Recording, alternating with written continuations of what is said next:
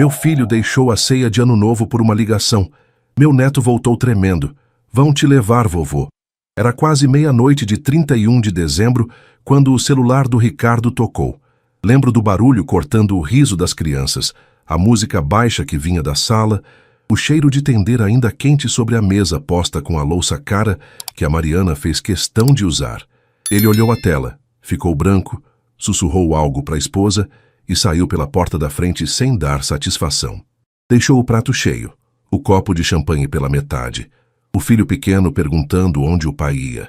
Não desconfiei de nada naquele momento. Achei que fosse trabalho, emergência, sei lá. A Mariana fingiu que estava tudo normal, mas eu vi o jeito como ela trocou olhares com a Juliana. Foi só depois das 2 da manhã, quando os fogos já tinham apagado no céu e a casa estava em silêncio, que ouvi a campainha tocar. Abri a porta e encontrei o Pedro, meu neto de 8 anos, sozinho, tremendo de frio e de medo, os olhinhos vermelhos de tanto chorar. Antes que eu conseguisse perguntar o que tinha acontecido, ele agarrou minha mão e disse baixinho: "Vovô, eles vão te levar." Gelei. Peguei o menino no colo, senti o corpinho dele tremendo contra o meu peito, e aquela frase ecoou na minha cabeça como um tiro. "Quem vai me levar, Pedro? Do que você está falando?" Ele soluçou, enfiou o rosto no meu ombro e disse que tinha ouvido o pai falando ao telefone no carro, que a vovó Mariana estava junto, que falaram em papéis, advogado, juiz, que iam provar que eu estava doente da cabeça. Meu mundo desabou ali, naquela porta, com meu neto nos braços e a certeza terrível de que minha própria família tinha virado as costas para mim. E o pior, só faltavam horas para colocarem o plano em prática. Se você está gostando dessa história, deixe nos comentários de onde você está assistindo e se inscreva no canal para acompanhar essa jornada até o final. Eu nunca imaginei que a virada do ano de 2024 seria a última vez que eu olharia para minha família do mesmo jeito. Sabe aquele sentimento de quando você construiu tudo do zero, tijolo por tijolo, e acha que finalmente chegou onde sempre sonhou? Era isso que eu sentia quando olhava para aquela casa de 3 andares em Ribeirão Preto, com jardim grande, piscina, churrasqueira de alvenaria, e uma vista que dava para ver as luzes da cidade inteira à noite. Mas naquela noite de 31 de dezembro, alguma coisa estava diferente. Alguma coisa no ar, no jeito como as pessoas se moviam pela sala, no silêncio que caía entre uma conversa e outra. Passei a vida inteira construindo tudo aquilo. Minha história começou bem longe dali, numa casinha de 2 cômodos no interior de São Paulo, numa cidadezinha que mal aparecia no mapa. Meu pai era pedreiro, trabalhava de sol a sol levantando muro para os outros, e minha mãe era lavadeira, passava o dia inteiro com as mãos na água fria, esfregando roupa alheia para ganhar uns trocados. A gente dormia num colchão fino no chão, dividia o banheiro com mais 3 famílias e teve época que o jantar era só pão com café. Mas meu pai sempre dizia: "Fernando, a gente é pobre, mas não é sem vergonha. Você estuda, trabalha direito e um dia você sai dessa vida." E eu saí. Comecei aos 15 anos ajudando num ferro velho, carregando metal velho, separando cobre de ferro, alumínio de latão. Depois fui trabalhar de ajudante de caminhoneiro. Viajava o interior inteiro carregando madeira, tijolo, o que aparecesse. Foi assim que eu aprendi a dirigir caminhão, aos 17 anos, numa estrada de terra, com o patrão rindo do lado, enquanto eu quase capotava a carreta nas curvas. Aos 22, já tinha juntado dinheiro suficiente para dar entrada num caminhão velho, um Ford 1975, azul desbotado, que fazia um barulho dos infernos, mas rodava. E foi com aquele caminhão que eu comecei a Cavalcante Transportes. No começo não tinha escritório, não tinha CNPJ, não tinha nada. Era só eu, o caminhão e a estrada. Acordava às 4 da manhã, pegava carga de construção em Ribeirão Preto e levava para Franca Barretos, São José do Rio Preto. Dormia no caminhão, comia marmita fria, tomava banho em posto de gasolina. Mas todo centavo que sobrava, eu guardava. E quando juntei dinheiro para comprar o segundo caminhão, conheci o Valdir. Ele era motorista também, gente boa, honesto, trabalhador que nem eu. A gente fez sociedade e comprou mais 2 caminhões, abriu firma e em 5 anos a gente já tinha 15 veículos rodando. Foi nessa época que eu conheci a Mariana. Ela era filha de um fazendeiro da região, família tradicional, estudou em colégio de freiras, falava bonito, sabia se comportar em qualquer lugar. Eu me apaixonei na primeira vez que vi ela, numa festa junina da igreja. Ela de vestido florido, o cabelo preso com uma fita vermelha, rindo daquele jeito que iluminava o ambiente inteiro. Não sei o que ela viu em mim. Eu era um caminhoneiro sujo de graxa, com mão calejada, que mal sabia usar garfo direito. Mas ela disse que eu era diferente. Eu tinha sonhos, que eu ia longe. E a gente casou 6 meses depois, numa cerimônia simples, na mesma igreja onde a gente se conheceu. Os primeiros anos foram bons. A gente morava num apartamento pequeno. Mariana cozinhava, cuidava da casa, me esperava voltar das viagens. Nasceu o Ricardo, nosso primeiro filho, e depois a Juliana, e depois o Daniel. Eu trabalhava que nem um condenado, mas era feliz. Via meus filhos crescendo, via a empresa crescendo, via a conta bancária engordando. Comprei a primeira casa própria, depois uma maior, depois a mansão. Coloquei os filhos em colégio particular, dei aula de inglês, viagem para Disney, tudo que eu nunca tive. Achei que estava fazendo certo. Achei que estava dando a eles um futuro melhor. Mas o que eu não percebi, e só fui entender anos depois, é que eu estava dando conforto demais e luta de menos. O Ricardo cresceu achando que dinheiro caía do céu, que empresa se tocava sozinha, que ele merecia tudo sem precisar suar. A Juliana virou uma moça cheia de frescura, que reclamava de tudo, que vivia comparando a vida dela com a das amigas ricas. O Daniel, coitado, ficou meio perdido no meio dos dois, sem saber se seguia o caminho dos irmãos ou se tentava ser diferente. E a Mariana mudou também. Com o dinheiro veio o gosto pelas coisas caras, pelas viagens internacionais, pelas roupas de grife, pelos jantares em restaurantes sofisticados. Ela parou de cozinhar, contratou empregada. Parou de me esperar acordada, dormia cedo e acordava tarde. E aos poucos a gente virou 2 estranhos morando na mesma casa. Naquela noite de 31 de dezembro, enquanto eu olhava a mesa posta na sala de jantar, com a toalha de linho importada, a louça de porcelana branca com filete dourado, os talheres de prata que a Mariana tinha comprado numa loja chique em São Paulo, eu senti um aperto no peito. A mesa estava linda, farta, cheia de comida cara. Tender assado com cravo e abacaxi, peru recheado, farofa de castanhas, arroz à grega, saladas variadas, sobremesas francesas que a Mariana tinha encomendado de uma confeitaria caríssima. Tudo perfeito, tudo sem alma. A Mariana coordenava tudo com aquele jeito meio autoritário que ela foi desenvolvendo com os anos. Fernando, senta ali na cabeceira. Juliana, para de mexer no celular e ajuda a servir. Daniel, cadê você? Ricardo, chama a Flávia e o Pedro, já tá na hora.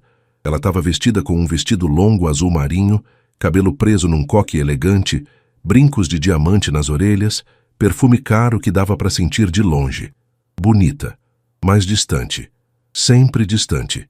O Ricardo chegou na sala com a Flávia, a esposa dele, uma moça loira, magra, que trabalhava como advogada, mas há anos não pegava mais caso, vivia de personal trainer, esteticista, loja de roupa. E atrás dos dois, meu netinho Pedro, de 8 anos. Cabelinho escuro igual o meu quando eu era criança. Olhos grandes e curiosos. Ele era a única coisa pura naquela família. Vinha correndo, me abraçava, me fazia perguntas sobre tudo. Vovô, é verdade que você dirigia caminhão? Vovô, me ensina a pescar? Vovô, a gente pode soltar pipa no sítio?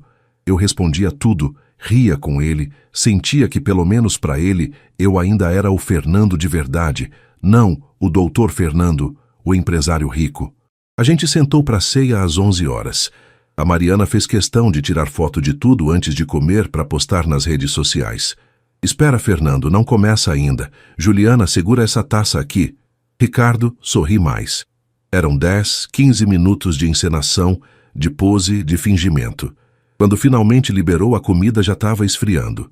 Mas ninguém reclamava. Ninguém falava nada. A gente comia em silêncio. Só o som dos talheres batendo nos pratos, um ou outro comentário vazio sobre o sabor da comida, sobre o calor do dia, sobre os planos para o ano que vem. Foi quando eu percebi o Ricardo checando o celular. De novo, e de novo, e de novo. Ele estava nervoso, eu conhecia aquele jeito. As pernas balançando debaixo da mesa, a mão tamborilar no tampo, o olhar fugindo quando eu tentava fazer contato visual. Ricardo, tá tudo bem? Perguntei tentando parecer casual. Tudo, pai. Tudo tranquilo. Mas não tava. E eu sabia. Eram 23h47 quando o celular dele tocou.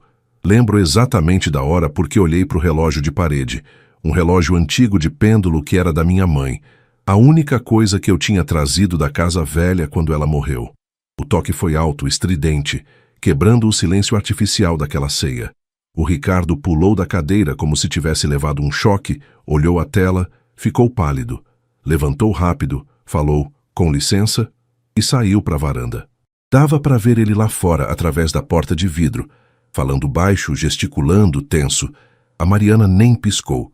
Continuou comendo como se nada tivesse acontecido. A Juliana também. O Daniel estava no celular, como sempre. Só eu e o Pedro que ficamos olhando para a porta, esperando o Ricardo voltar.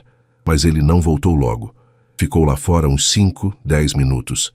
E quando voltou, veio direto pegar a chave do carro. Tenho que resolver uma coisa urgente. Volto logo. A voz dele saiu estranha, apertada. Ele nem olhou para mim. Fez um sinal para Flávia, que levantou também rápida, pegou a bolsa. E os dois saíram, deixando o Pedro sentado à mesa de boca aberta, segurando um pedaço de tender no garfo. Papai, papai, você vai perder a virada. O menino gritou, tentando ir atrás. Mas o Ricardo já tinha saído, já tinha entrado no carro. Ouvi o motor ligando, o barulho do pneu cantando no chão da garagem. E depois, o silêncio voltou. O Pedro ficou parado na porta da sala, olhando para a rua, e depois voltou para a mesa, os olhos cheios de lágrima, mas segurando para não chorar. Sentou do meu lado. Passei a mão no cabelo dele. Fica tranquilo, meu neto. Seu pai deve ter tido um problema no trabalho. Você fica aqui com o vovô, a gente vai brindar juntos, tá bom? Mas no fundo, bem no fundo, alguma coisa no meu peito dizia que não era trabalho, que era alguma coisa maior, alguma coisa errada. Eu só não sabia ainda o quão errada. A virada chegou.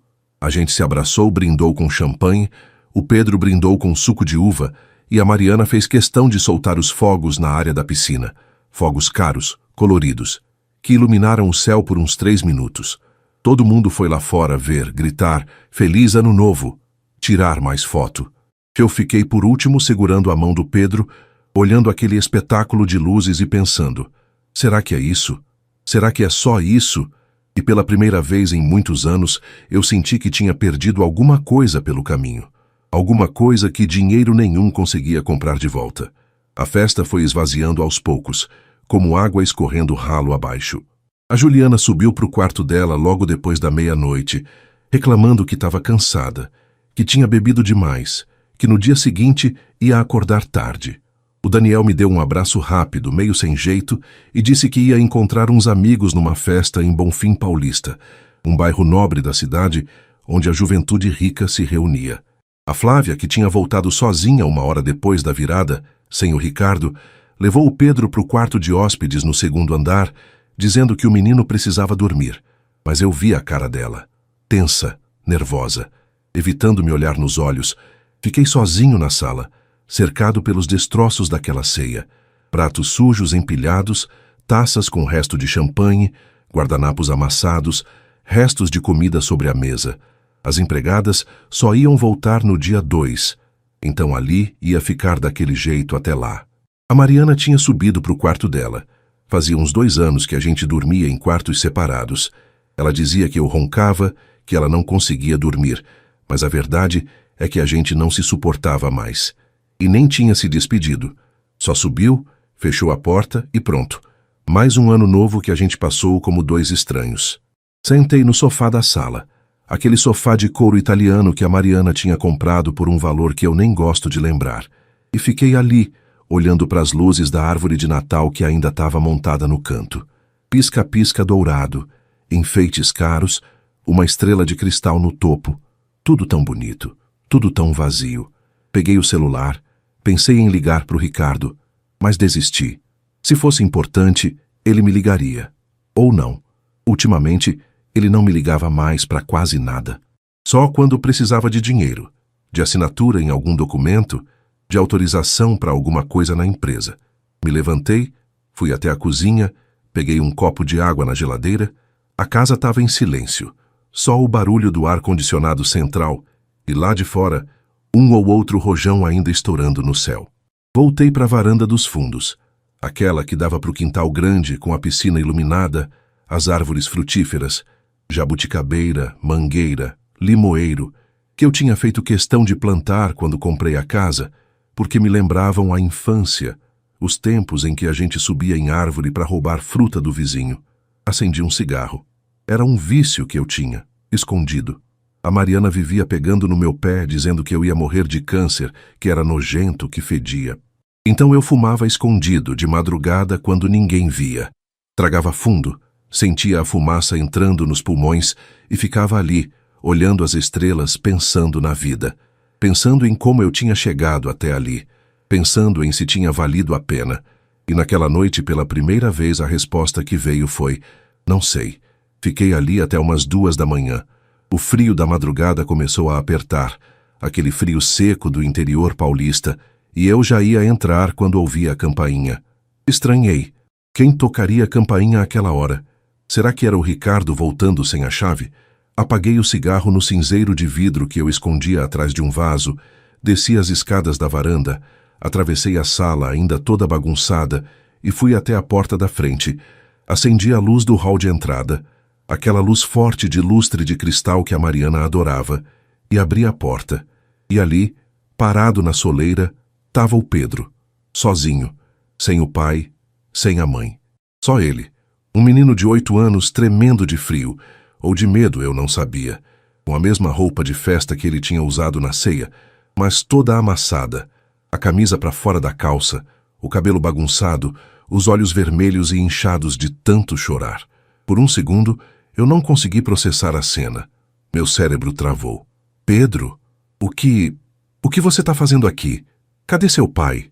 Ele não respondeu. Só ficou me encarando, os lábios tremendo, e de repente ele se jogou nos meus braços, agarrou meu pescoço com tanta força que quase me desequilibrou e começou a chorar. Aquele choro de criança desesperada, de soluço, de corpo inteiro sacudindo. Peguei ele no colo, mesmo com meus 57 anos e a coluna reclamando. Fechei a porta com o pé e levei ele para dentro. Sentei no sofá, com ele ainda agarrado em mim, e fiquei fazendo carinho nas costas dele, tentando acalmar. Calma, calma, meu neto. O vovô tá aqui, conta pro vovô o que aconteceu. Mas ele não conseguia falar. Só chorava. Chorava e tremia. Esperei. Não ia forçar. Criança não se força. Fiquei ali, segurando ele, sentindo o peso pequeno do corpo dele contra o meu peito. E pela primeira vez naquela noite, eu me senti útil, necessário. Não como empresário, não como provedor, mas como avô. Como alguém que estava ali para proteger, para acolher, para ser porto seguro. Depois de uns 5 minutos, o choro foi diminuindo, virando soluço e depois só fungar. Pedro levantou a cabeça do meu ombro, limpou o nariz com a manga da camisa e me olhou com aqueles olhos grandes, castanhos, iguais aos da minha mãe. Vovô, a voz saiu fina, tremida. Fala, meu filho. Vovô, eles vão te levar. Gelei. Senti um frio subir pela espinha. E não era o frio da madrugada. Era outra coisa. Como assim vão me levar? Quem vai me levar, Pedro? Ele engoliu seco, os olhos enchendo de lágrima de novo. Eu ouvi, vovô. Eu ouvi eles falando. Quem? Quem estava falando? O papai e a vovó no carro. Eles acharam que eu estava dormindo no banco de trás, mas eu não estava. Eu ouvi tudo. Meu coração começou a bater mais rápido. Segurei os ombros dele, tentando manter a calma. O que você ouviu, Pedro? Conta tudo pro vovô. Ele respirou fundo, tremendo ainda. O papai estava falando no telefone com alguém. Um advogado, eu acho. Ele falou que os papéis iam ficar prontos depois do feriado, que iam levar você pro juiz, que iam provar que você tá doente da cabeça, que não pode mais cuidar da empresa. A voz dele foi sumindo no final e ele voltou a chorar. Eu fiquei ali segurando meu neto, processando o que ele tinha acabado de dizer. Não podia ser. Não podia ser verdade. Meu próprio filho, minha própria mulher, tramando pelas minhas costas, tentando me tirar a empresa, me interditando como se eu fosse um louco, um incapaz. A cabeça começou a rodar, as mãos a suar. Senti uma onda de náusea subindo, mas engoli, segurei. Não podia desabar na frente do menino. Não podia. Pedro, olha para mim. Ele levantou o rosto molhado de lágrima. Você tem certeza do que ouviu? Certeza mesmo? Ele acenou que sim com a cabeça. Rápido, desesperado. Eu tenho, vovô, eu ouvi. O papai falou que você estava ficando velho, que você esquece as coisas, que você toma a decisão errada. E a vovó falou que era a hora, que tinha que fazer logo, antes que você desconfiasse. Fechei os olhos. Respirei fundo. 1 vez, 2, 3. E quando abri, olhei para o Pedro e disse, com a voz mais firme que consegui, tá tudo bem. Você fez certo em me contar. Você foi muito corajoso, meu neto. Muito corajoso mesmo. Puxei ele de novo pro abraço, e enquanto segurava aquela criança pequena, inocente, que tinha acabado de me salvar de uma armadilha, eu senti 2 coisas ao mesmo tempo. Uma tristeza profunda, daquelas que corta a alma, de descobrir que minha própria família tinha virado inimiga, e uma raiva fria, controlada, de quem não ia deixar barato.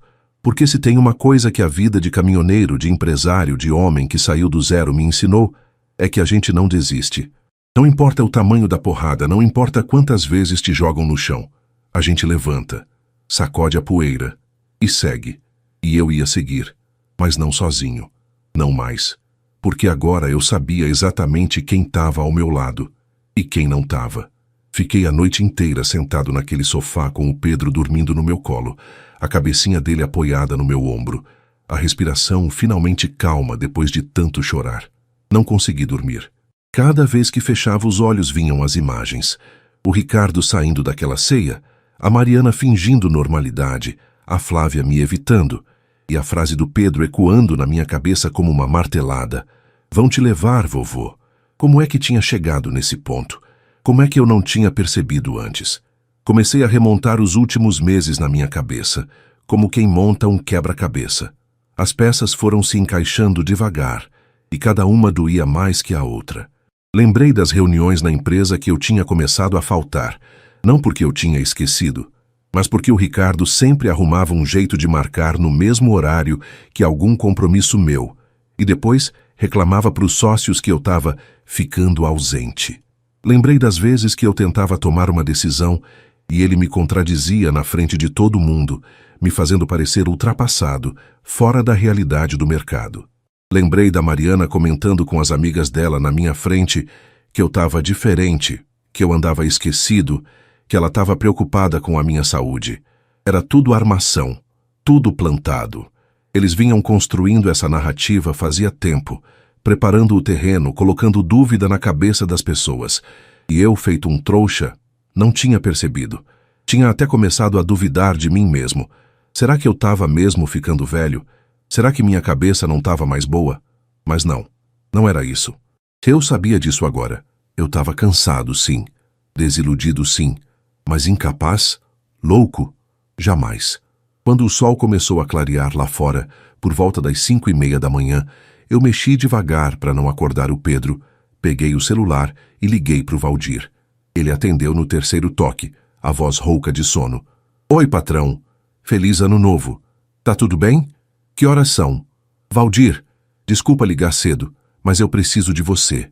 É urgente. O tom da minha voz deve ter assustado ele, porque na hora ele se recompôs. Pode falar. O que aconteceu? Contei tudo. Falei baixo para não acordar o menino, mas contei cada detalhe. O Ricardo saindo da ceia, o Pedro voltando sozinho de madrugada, o que o menino tinha ouvido no carro, a trama de me interditarem, de tomarem a empresa. O Valdir ficou em silêncio do outro lado da linha, e quando ele finalmente falou, a voz estava carregada de raiva. Esses filhos da... Desculpa, patrão, mas isso é sacanagem, isso é golpe mesmo. E a Mariana tá nisso também? Tá. Pelo que o Pedro ouviu, ela é uma das cabeças. Ele soltou um palavrão baixinho e depois disse, Fernando, escuta, você precisa de proteção. Jurídica, entende? Se eles entrarem com esse pedido no fórum, você tem que ter como se defender. Não adianta só falar que não é verdade. Tem que ter prova. Tem que ter laudo médico, tem que ter advogado bom. E tem que agir rápido, antes que eles te peguem de surpresa. Eu sabia que ele estava certo. Você conhece alguém? Algum advogado confiável? Conheço. Conheço um cara muito bom, Dr. Mendes. Trabalhei com ele uns anos atrás numa questão trabalhista. Honesto, sério, competente.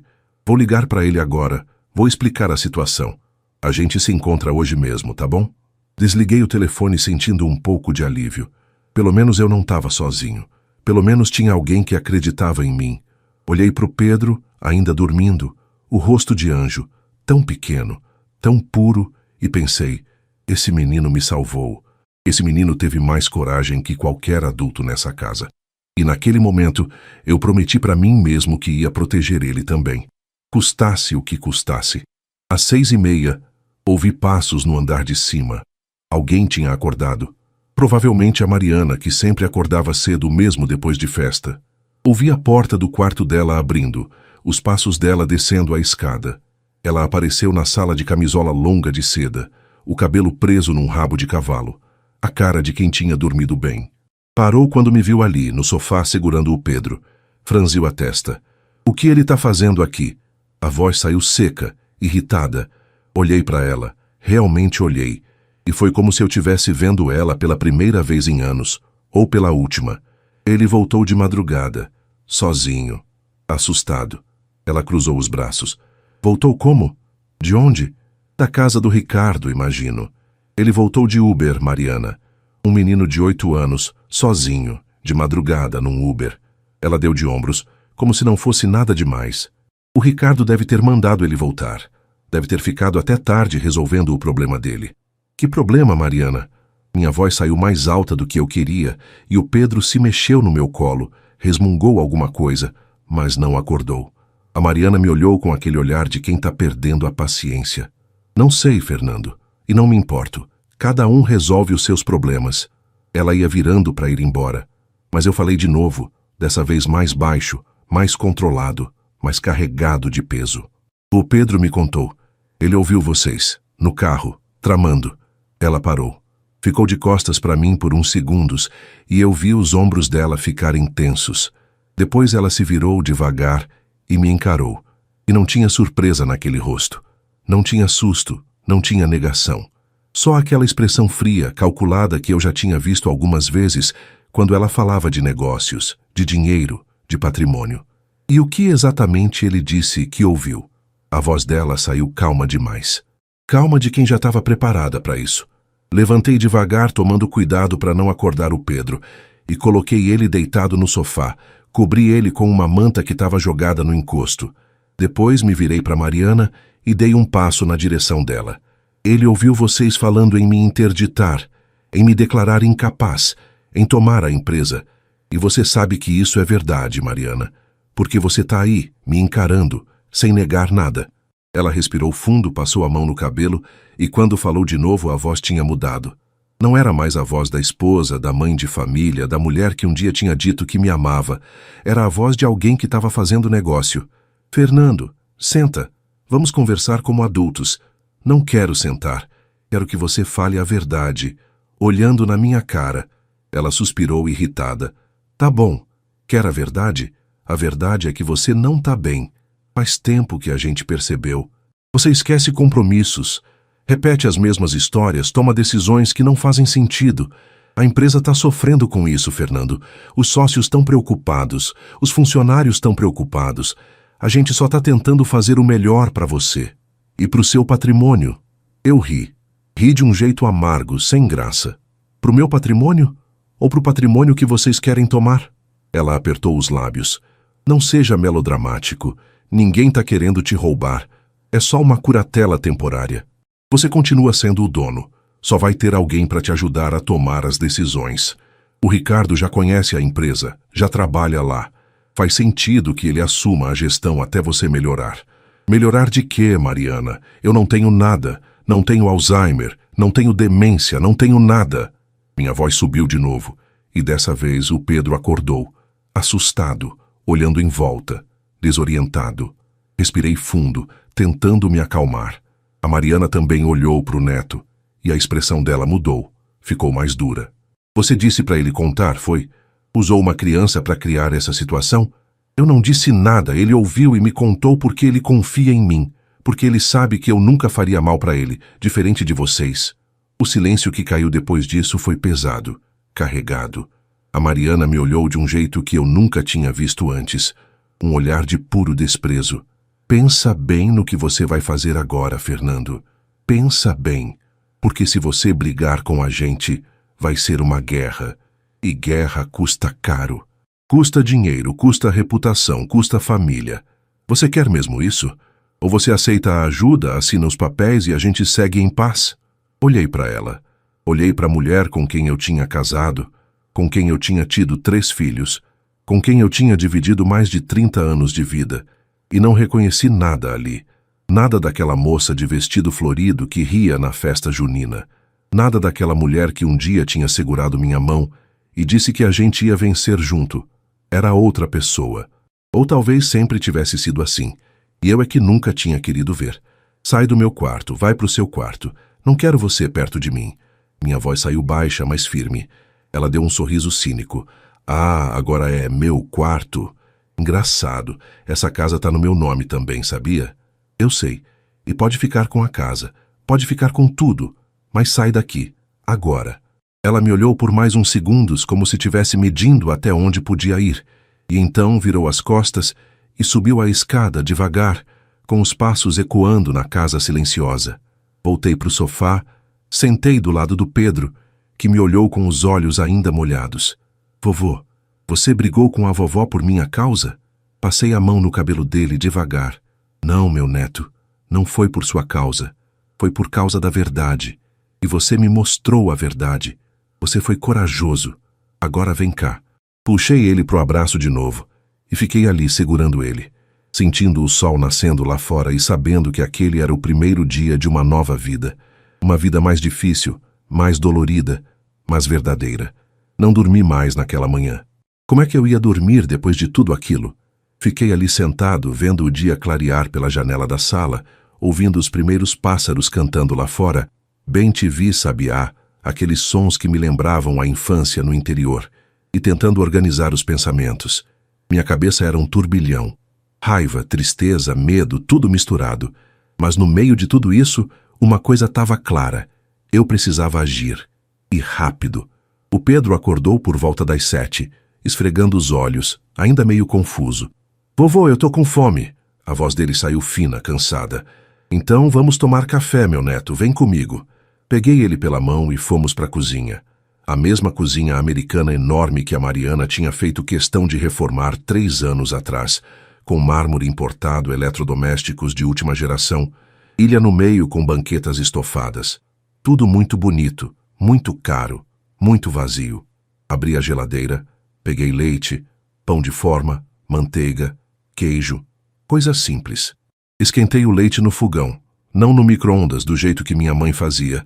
Passei manteiga no pão, cortei o queijo em fatias grossas, servimos no balcão da cozinha, sem formalidade, sem louça cara. Só eu e meu neto, comendo em silêncio, ouvindo o barulho da casa acordando lá em cima. Passos, portas abrindo e fechando, vozes abafadas, mas ninguém desceu. Vovô, eu vou ter que ir embora? O Pedro me olhou com aqueles olhos grandes, preocupados. Segurei a mão pequena dele. Não sei ainda, meu filho, mas o que eu sei é que você está seguro aqui comigo. E o vovô vai resolver tudo, tá bom? Você confia no vovô? Ele acenou que sim com a cabeça e continuou comendo o pão com queijo, devagar, como se cada mordida pesasse toneladas. Depois do café liguei para o Valdir de novo. Ele já estava acordado, já tinha falado com o Dr. Mendes. Fernando, ele pode te receber hoje mesmo, às 10 horas no escritório dele. Fica na Avenida 9 de Julho, perto do Shopping Santa Úrsula. Eu vou com você, tá bom? Tá bom, Valdir, obrigado, de verdade. Obrigado por estar do meu lado. A voz dele saiu firme do outro lado da linha. Patrão, você me deu a primeira chance quando ninguém mais dava. Me ensinou tudo o que eu sei. Agora é minha vez de estar aqui, a gente se vê às 10. Olhei para o relógio da cozinha. 8h15. Tinha tempo. Levei o Pedro para o quarto de hóspedes, coloquei ele assistindo desenho na TV e subi para o meu quarto para tomar banho e me trocar. Quando passei na frente do quarto da Mariana, a porta estava fechada. Ouvi ela falando ao telefone lá dentro, a voz baixa, mas firme, provavelmente falando com o Ricardo, ou com o advogado dela. Tanto faz. Não me importava mais. Entrei no meu quarto, aquele quarto grande com closet, banheiro privativo, sacada que dava para o quintal. Um quarto que tinha custado uma fortuna para mobiliar, mas que nunca tinha me dado paz. Fechei a porta, tirei a roupa da véspera, já estava amarrotada, fedendo a suor de nervoso, e entrei no chuveiro. Deixei a água quente cair por muito tempo, lavando não só o corpo, mas tentando lavar também aquele peso que eu sentia no peito. Não adiantou muito, o peso continuou ali.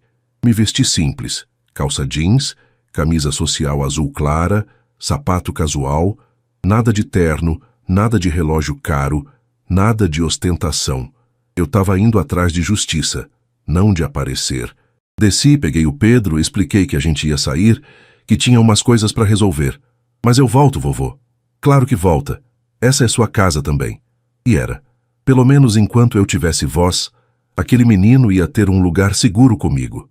Saímos pela garagem, sem passar pela sala. Não queria encontrar ninguém. Entrei no meu carro, uma Hilux preta, picape grande que eu usava mais para ir no sítio do que para a cidade, e botei o Pedro no banco de trás, com o cinto de segurança bem ajustado. Liguei o motor, abri o portão automático e saímos. O sol já estava alto, quente, típico de janeiro no interior de São Paulo. O céu azul, sem nuvem. Um dia bonito para quem tivesse coração tranquilo. Eu não tinha. Cheguei no café às 9h40. Era um lugar simples, uma padaria com mesas na frente, chamada Padaria Donana, no bairro Jardim América. O Valdir já estava lá, sentado numa mesa de canto, tomando um pingado e comendo pão na chapa. Quando me viu, levantou, veio ao meu encontro. Era um homem de uns 60 anos, baixo, atarracado, com bigode grisalho e uma cara honesta que não tem como fingir. A gente se abraçou, daqueles abraços apertados de quem se conhece há décadas. E aí, patrão, firme? Firme não, Valdir, mas de pé. Ele olhou para o Pedro, que estava do meu lado, quieto. E esse é o neto herói, né? O que te avisou? Passei a mão no cabelo do menino. Esse é o Pedro, meu guerreiro. O Valdir se abaixou, ficou na altura do menino. Você é muito corajoso, moleque. Seu avô tem sorte de ter você. Pedro deu um sorrisinho pequeno, meio sem jeito, mas eu vi que ele tinha ficado orgulhoso. Sentamos, pedi um café para mim e um chocolate quente para o Pedro. O Valdir foi direto ao ponto. Falei com o Dr. Mendes, expliquei a situação. Ele já está preparando uma estratégia, mas ele quer ouvir tudo de você com detalhes. Tudo mesmo, viu? Não esconde nada. Ele precisa saber com o que a gente está lidando. Eu vou contar tudo, cada detalhe. O Valdir acenou com a cabeça. Ótimo. E outra coisa, Fernando, você tem que estar preparado. Isso vai ser feio, vai ser doloroso. Família contra família, sabe como é? A cidade inteira vai ficar sabendo, os sócios vão ficar sabendo, os funcionários vão ficar sabendo. Sua reputação vai ser testada. Você aguenta? Olhei para ele direto nos olhos. Eu construí minha reputação em cima de trabalho honesto, Valdir, não em cima de mentira. Se a verdade vier à tona, minha reputação só vai ficar mais forte. E se as pessoas acreditarem nas mentiras deles, então essas pessoas nunca me conheceram de verdade. Ele sorriu, daquele jeito meio torto. É por isso que eu gosto de você, patrão, porque você tem coluna. Terminamos o café e fomos para o escritório do Dr. Mendes. Ficava num prédio comercial de 10 andares, bem no centro de Ribeirão Preto, perto do Teatro Municipal.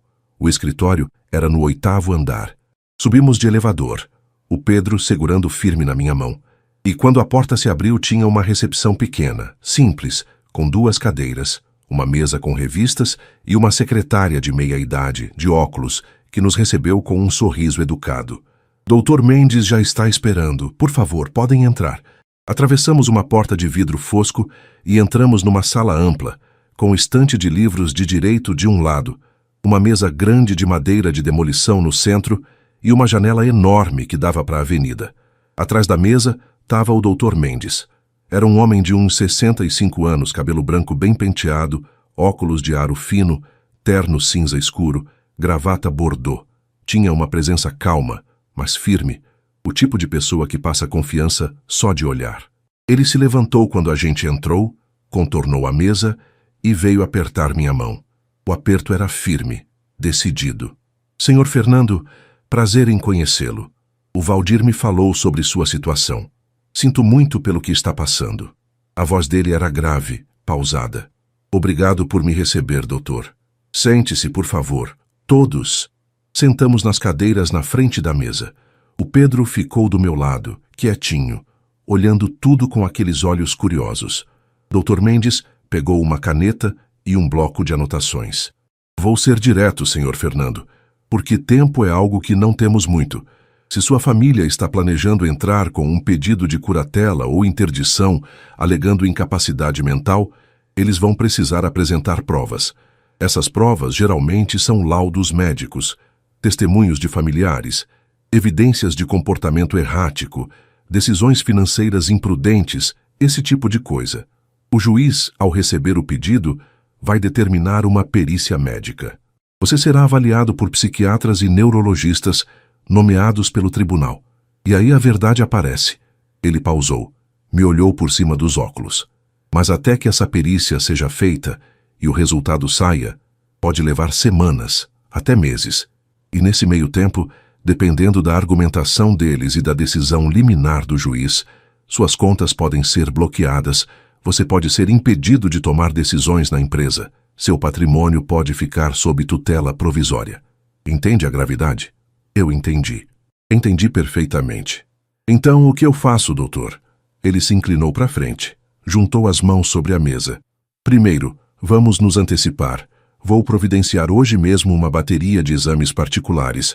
Você vai passar por psiquiatra, neurologista, clínico geral, todos profissionais de minha confiança, sérios, reconhecidos.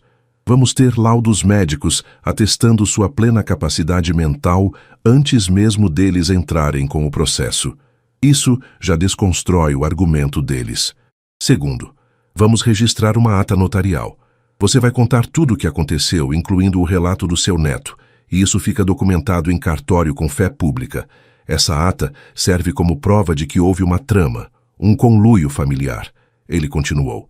Terceiro, você precisa revogar imediatamente todas as procurações que tenha dado ao seu filho ou a qualquer outra pessoa da família. Todas. Mesmo que seja procuração para coisas simples. Não pode mais haver brecha para eles agirem em seu nome. E quarto, você precisa nomear alguém de extrema confiança fora da família para te auxiliar na gestão da empresa enquanto isso não se resolve. Alguém que conheça o negócio, que seja leal, que não tenha interesse financeiro em te prejudicar. Olhei para o Valdir. Ele acenou com a cabeça. Eu topo, patrão. Volto para a empresa. Volto como sócio de novo, se você quiser. A gente enfrenta isso junto. Senti um nó na garganta. Aquilo era lealdade de verdade. Valdir, você tem certeza? Vai dar trabalho, vai dar dor de cabeça. Eu tenho certeza. Você me deu dignidade quando eu não tinha nada, Fernando. Agora é minha vez. Dr. Mendes bateu de leve na mesa. Então está decidido. Senhor Valdir volta como diretor operacional ou sócio. Isso a gente formaliza depois. E agora vamos fazer o seguinte. Eu vou ligar para o meu assistente. Ele vai agendar todos os exames para hoje ainda, se possível. Depois a gente vai num cartório que eu conheço, registra a ata. E por fim, vamos ao cartório de notas revogar essas procurações. Tudo hoje. Tudo agora. Quanto mais rápido agirmos, melhor. Passei as 2 horas seguintes contando minha história. Desde o começo. Desde quando casei com a Mariana, como tinha sido os primeiros anos, como a relação foi esfriando, como os filhos foram crescendo distantes, como o Ricardo tinha começado a trabalhar na empresa e aos poucos tinha ido assumindo funções, assinando contratos, tomando decisões. Como eu tinha começado a me sentir cada vez mais deixado de lado, não porque eu estava incapaz, mas porque eu estava cansado, porque eu via que nada que eu fazia era suficiente, que a família só queria mais e mais, e eu não sabia mais para que eu estava trabalhando. Contei sobre a ceia de Ano Novo, sobre o Ricardo saindo, sobre o Pedro voltando sozinho de madrugada, tremendo, chorando, me contando o que tinha ouvido. Contei sobre a conversa com a Mariana naquela manhã, sobre ela não negar, sobre ela me dizer que era pelo meu bem. Dr. Mendes anotou tudo, cada palavra, cada detalhe, e quando terminei, ele suspirou fundo, tirou os óculos, limpou as lentes com um pano e disse: Senhor Fernando, isso é um caso clássico de alienação patrimonial travestida de cuidado. Infelizmente, vejo isso com mais frequência do que gostaria. Filhos que acham que os pais são apenas fonte de renda, cônjuges que se acostumam ao padrão de vida e fazem de tudo para manter, mesmo que signifique destruir quem construiu tudo. Ele colocou os óculos de volta. Mas o senhor tem alguns pontos a seu favor. Primeiro, o senhor está lúcido, articulado, tem memória clara dos fatos. Segundo, o senhor tem uma testemunha, ainda que seja uma criança, mas testemunha que ouviu a trama em primeira mão. E terceiro, o senhor está disposto a lutar. E isso, acredite, já é meio caminho andado. Muitos desistem antes mesmo de começar. Saímos de lá com um plano. Um plano de ação, objetivo, direto. Primeiro, fomos numa clínica particular que o Dr. Mendes tinha indicado. Era uma clínica moderna, no bairro Alto da Boa Vista, com jardim na frente e recepção toda em tons claros. Passei por 3 médicos diferentes. O psiquiatra me fez uma entrevista longa. Perguntou sobre minha rotina, meus hábitos, se eu esquecia coisas, se eu tinha dificuldade de concentração, se eu sentia tristeza, ansiedade. Respondi tudo com honestidade. Sim, eu estava cansado. Sim, às vezes eu me sentia triste, mas não, eu não esquecia coisas importantes. Não, eu não tinha dificuldade de tomar decisões. Ele me aplicou uns testes cognitivos, aquelas coisas de repetir números, de memorizar palavras, de desenhar relógio. Passei em tudo sem dificuldade. O neurologista pediu uns exames de imagem, ressonância da cabeça, essas coisas, mas disse que pelo exame clínico eu estava perfeitamente normal. Senhor Fernando, o senhor tem uma capacidade cognitiva compatível com sua idade, sem sinais de demência, sem sinais de Alzheimer, sem nada que indique declínio mental. O senhor está apenas passando por um momento de estresse emocional intenso, o que é absolutamente compreensível dada a situação. Aquilo foi como um bálsamo. Ouvir de um profissional com diploma na parede, me dizendo que eu não estava louco, que eu estava bem, foi libertador. No final da tarde, já com os laudos em mãos, fomos ao cartório. Um cartório antigo, no centro histórico de Ribeirão, com aquele cheiro de papel velho e tinta de carimbo. O tabelião, um senhor de uns 70 anos, de óculos grossos, nos recebeu numa salinha nos fundos. Dr. Mendes explicou o que a gente queria, uma ata notarial registrando os fatos. Eu contei tudo de novo com o Pedro do meu lado, e o menino corajoso confirmou tudo o que ele tinha ouvido naquela noite. O tabelião lavrou a ata, eu assinei, o Valdir assinou como testemunha e ficou registrado, preto no branco. Depois fomos em outro cartório de notas e revoquei todas as procurações. Todas. As que eu tinha dado para o Ricardo, as que eu tinha dado para Mariana, as que eu tinha dado até para o meu contador. Embora confiasse nele, era melhor prevenir. O tabelião carimbou, registrou e pronto. A partir daquele momento, ninguém mais podia agir em meu nome sem minha autorização expressa. Quando a gente saiu do último cartório, já era quase 7 da noite. O céu estava ficando laranja, aquele pôr do sol bonito do interior. O Pedro estava cansado, fome, querendo ir para casa. Parei num restaurante self-service no caminho, desses simples de comida caseira, e a gente comeu ali mesmo. Arroz, feijão, bife, batata frita, salada. Nada sofisticado, mas gostoso. Comida de verdade. Enquanto comia, olhei para o Valdir do outro lado da mesa e para o Dr. Mendes, que tinha feito questão de jantar com a gente antes de ir embora. Eu não sei como agradecer vocês dois, de verdade. Vocês me salvaram hoje. Dr. Mendes limpou a boca com o guardanapo. Senhor Fernando, eu só fiz meu trabalho, mas quem salvou o senhor foi o senhor mesmo. O senhor teve coragem de encarar a verdade, de não se deixar manipular, de lutar pelo que é seu por direito. Isso não é pouco, o Valdir completou. E a gente só está começando, patrão. Isso aqui vai ser uma batalha longa, mas a gente vai vencer, porque a verdade está do nosso lado.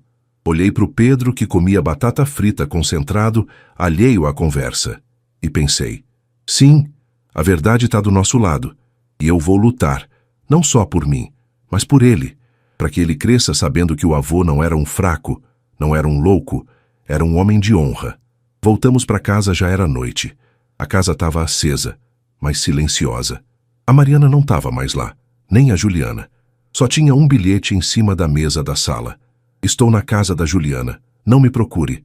Não procurei. Não ia procurar nunca mais. Os dias seguintes foram uma correria danada. Mas era uma correria diferente, uma correria que fazia sentido, que tinha propósito. Não era mais aquela correria de tentar agradar todo mundo, de assinar papel que eu nem entendia direito, de ir em reunião onde me tratavam como peça de museu. Era a correria de quem está lutando pela própria vida, pela própria dignidade. O Dr. Mendes montou uma estratégia completa. Ele me explicou tudo, sentado no escritório dele, com mapas mentais desenhados num quadro branco, setas, palavras-chave, como se fosse um general planejando uma batalha. E de certa forma era exatamente isso. Senhor Fernando, a lei brasileira permite que qualquer interessado, cônjuge, filhos, parentes, requeira a curatela de alguém alegando incapacidade. O problema é que muitas vezes esses pedidos são feitos de má fé, com interesse financeiro. Mas a lei também protege a pessoa que está sendo acusada, e é essa proteção que vamos usar. Ele apontou para o quadro.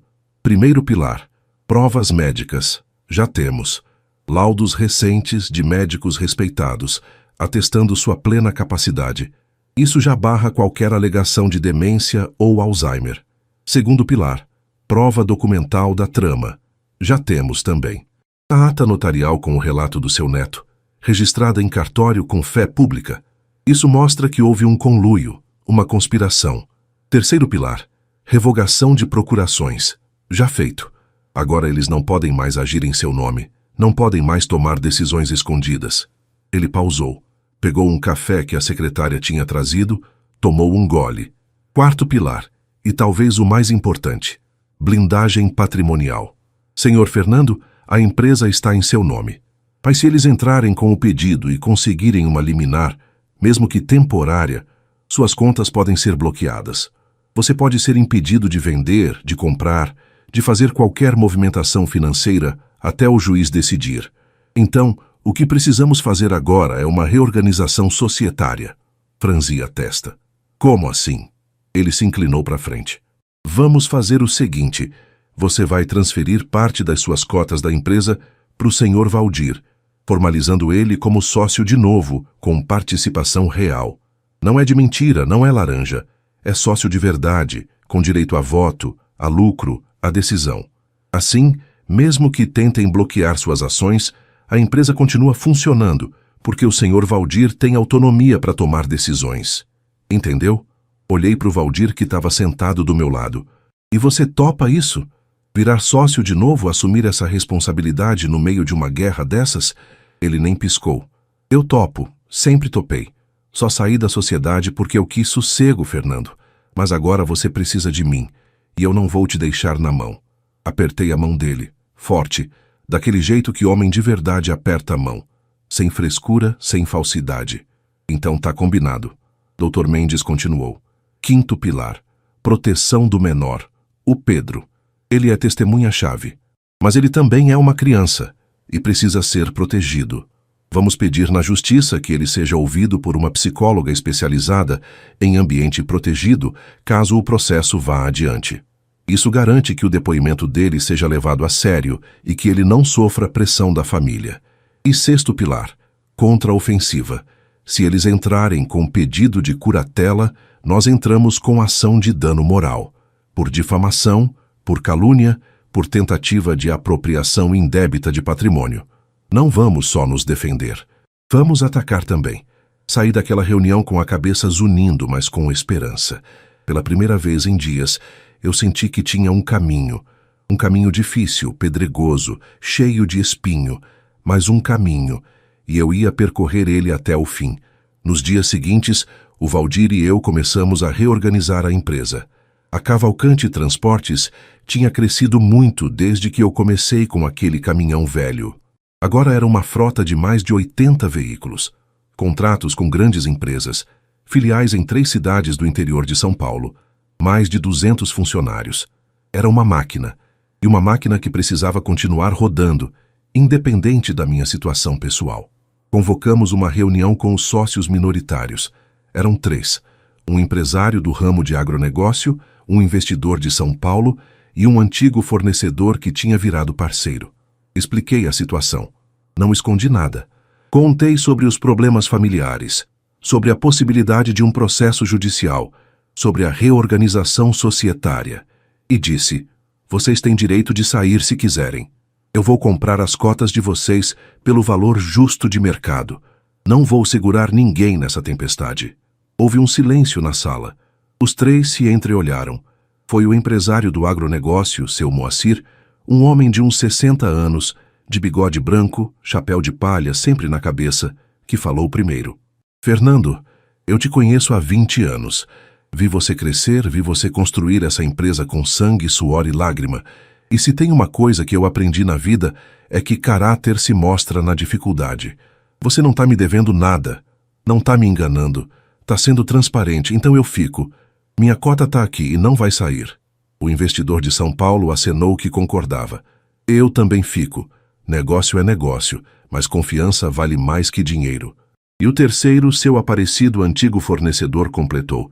Estarei com você, Fernando, até o fim. Senti um aperto no peito, de gratidão, de alívio. Aqueles homens que não tinham obrigação nenhuma comigo estavam ficando, porque confiavam, porque acreditavam. E isso valia mais que qualquer contrato assinado. Depois da reunião, chamei os gerentes, os supervisores, os líderes de equipe. Reuni todo mundo no pátio da empresa, num final de tarde de janeiro, sol ainda quente, e falei de coração aberto. Gente, vocês vão ouvir fofoca, vão ouvir mentira, vão ouvir que eu tô doente, que eu tô maluco, que a empresa tá em risco, mas eu tô aqui, na frente de vocês, de peito aberto para dizer, eu não tô doente, eu não tô maluco, eu tô passando por problemas familiares, sim, problemas sérios, mas a empresa tá firme, os salários estão em dia, os contratos estão sendo cumpridos, e vocês que são a espinha dorsal dessa empresa, podem contar comigo, sempre. Teve uma salva de palmas, espontânea, emocionada, e depois, um por um, os funcionários vieram me cumprimentar, me abraçar, dizer que estavam do meu lado. Um motorista velho, seu Zé, que trabalhava comigo desde os primeiros anos, veio com os olhos cheios de lágrima. Doutor Fernando, o senhor me deu emprego quando ninguém dava. Me ensinou a dirigir carreta, pagou cirurgia da minha esposa, eu não esqueço. E não vou deixar ninguém falar mal do senhor. Abracei ele forte e senti que eu não estava sozinho. Não estava. Enquanto isso, a Mariana continuava sumida. Ela tinha alugado um apartamento perto da Juliana, no bairro Jardim Irajá, e estava morando lá. Não ligava, não mandava mensagem, nada. A Juliana também não. Era como se eu tivesse virado um estranho, um inimigo. O Daniel foi o único que me procurou, uns 3 dias depois daquela noite. Ele apareceu no escritório da empresa, no final da tarde, com uma cara de quem não tinha dormido direito. Pai, a gente precisa conversar. Eu estava no meio de uma reunião com o Valdir e o contador, mas pausei tudo. Vamos lá para a sala de reunião. A gente foi, fechou a porta e sentou de um lado e do outro da mesa. Ele ficou um tempo em silêncio, mexendo no celular, nervoso, até que guardou o telefone e me encarou. Pai, eu não sabia. Eu juro por Deus que eu não sabia do que a mãe e o Ricardo estavam planejando. Olhei nos olhos dele e acreditei. O Daniel sempre foi diferente dos irmãos. Mais quieto, mais na dele, menos ambicioso. Eu acredito em você, filho. Ele respirou aliviado. A mãe me ligou ontem. Disse que você tá virando todo mundo contra ela, que você tá inventando história, que o Pedro é muito criança para entender o que ouviu. Mas eu não acredito nisso, pai. Eu conheço o senhor, e eu conheço ela. Eu sei quando ela tá mentindo. Ele pausou e engoliu seco. Eu queria pedir desculpa por não ter percebido antes, por ter ficado de fora achando que não era problema meu. Eu fui covarde. Levantei, contornei a mesa, sentei na cadeira do lado dele. Daniel, você não foi covarde. Você foi só ausente. Mas agora você tá aqui. E isso é o que importa. Ele me olhou, os olhos vermelhos. Eu posso ajudar? No que o senhor precisar, eu tô aqui. Pode. Você pode trabalhar comigo. De verdade. Não como filho que tá ali por obrigação, mas como profissional. Você se formou em administração, nunca usou o diploma direito. Que tal começar agora? Na área comercial. Ganhar experiência, mostrar do que você é capaz? Ele acenou que sim com a cabeça. Rápido, entusiasmado. Eu quero, pai, eu quero muito. E eu vi algo nos olhos dele que não via há anos.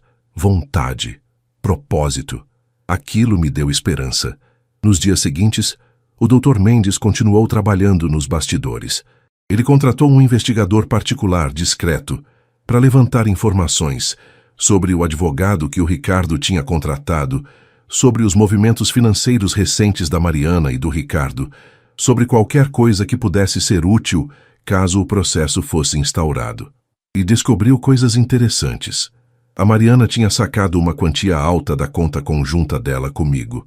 Uma conta que eu nem lembrava mais que existia, porque nunca mexia nela. Poucos dias antes do Ano Novo. 150 mil reais. E tinha transferido para a conta do Ricardo. Provavelmente para pagar o advogado, para preparar a papelada, para custear o processo. Dr. Mendes fotografou os extratos, anexou tudo ao dossiê. Isso é apropriação indébita, Sr. Fernando. Ela tirou dinheiro de conta conjunta sem sua autorização para usar contra você. Isso joga a favor da gente.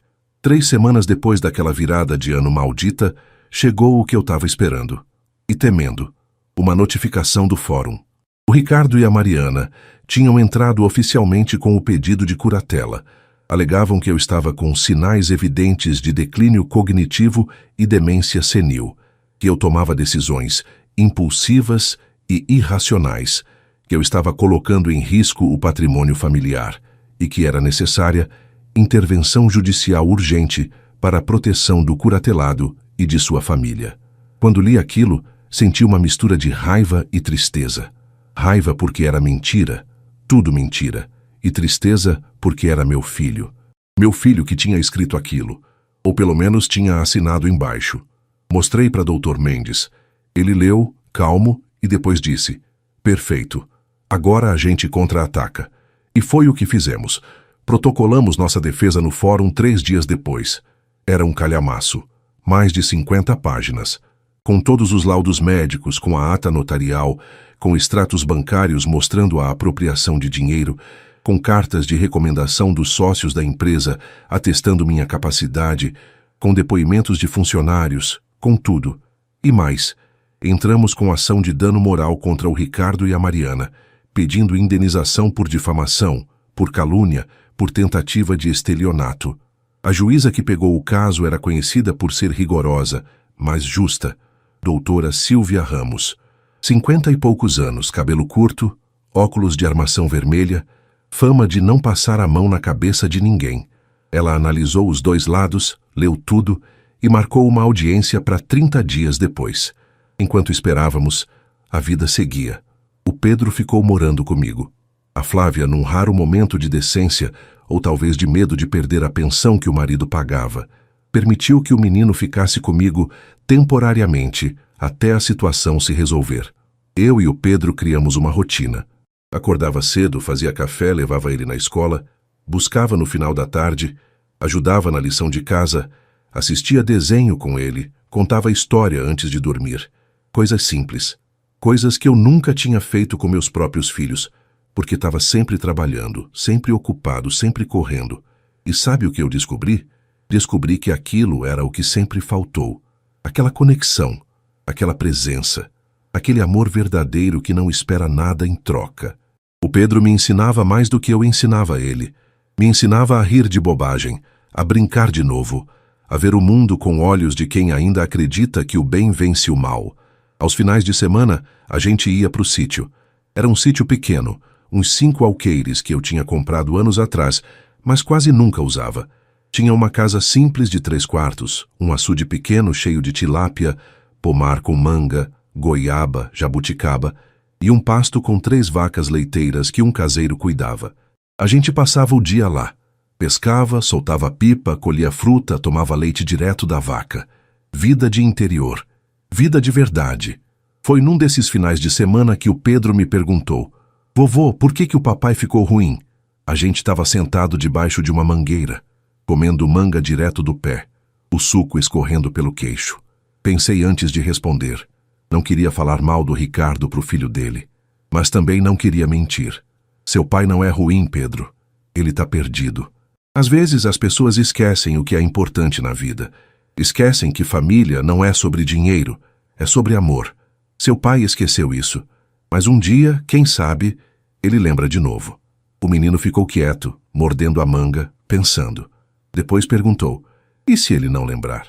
Olhei para ele, para o rostinho preocupado e disse: se ele não lembrar, a gente continua vivendo. A gente continua sendo feliz. Porque a felicidade não depende dos outros, Pedro. Depende da gente mesmo. De como a gente escolhe viver, de como a gente escolhe amar. Ele pareceu entender. Acenou com a cabeça, deu uma mordida grande na manga e mudou de assunto. Vovô, posso subir na árvore? Pode, mas com cuidado.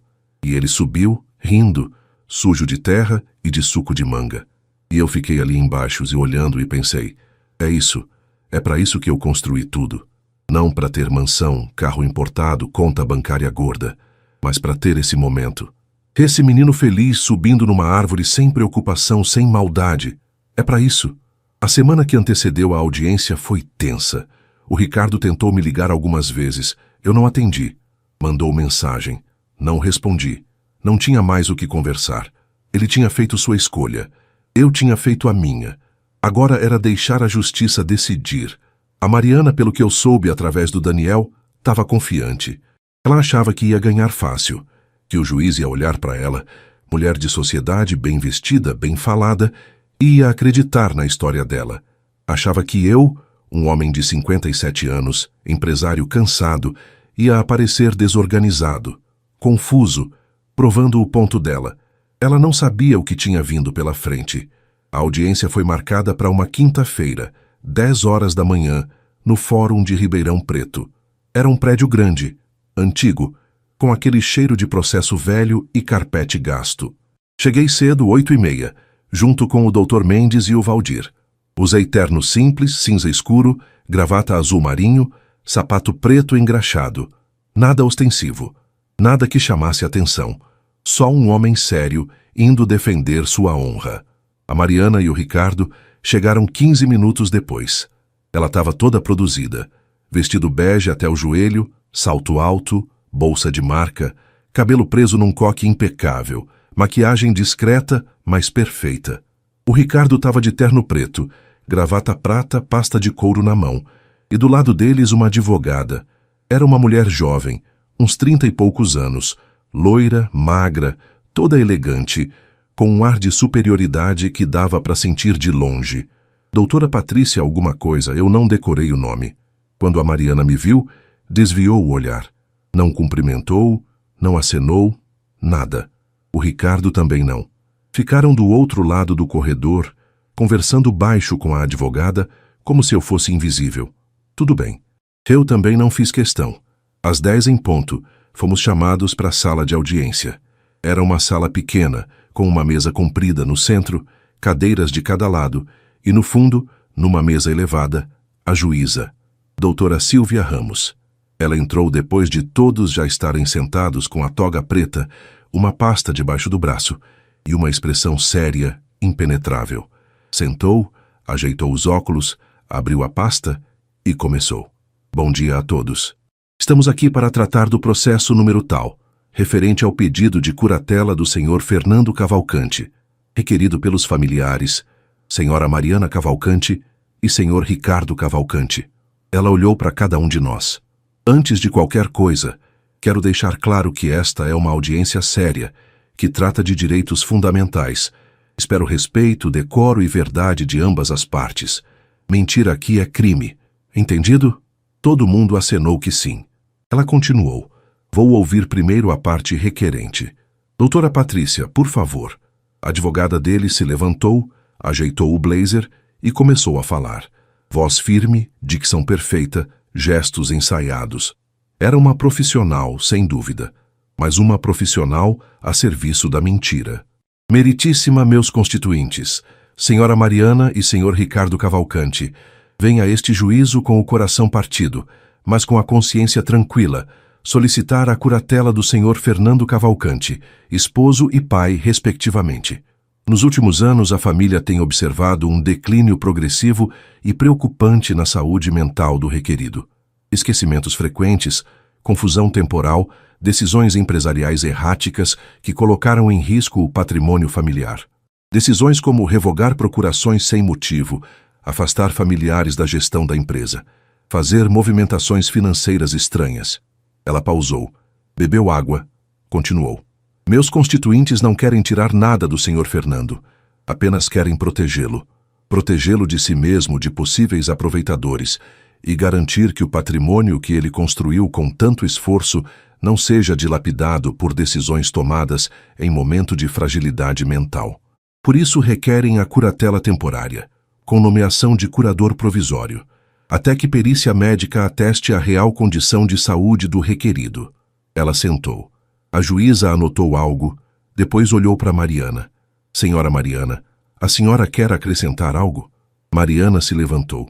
Estava nervosa, eu percebi pelo jeito como ela segurava a bolsa, apertando forte demais. Meritíssima, eu sou casada com Fernando há mais de 30 anos. Construímos tudo junto. E nos últimos tempos eu tenho visto meu marido mudando. Ele não é mais o mesmo. Esquece onde deixou as coisas, repete história que já contou 1000 vezes, desconfia de todo mundo. Eu só quero que ele seja cuidado. Só isso. A voz dela saiu chorosa no final, forçada. Eu conhecia aquele teatro. A juíza acenou.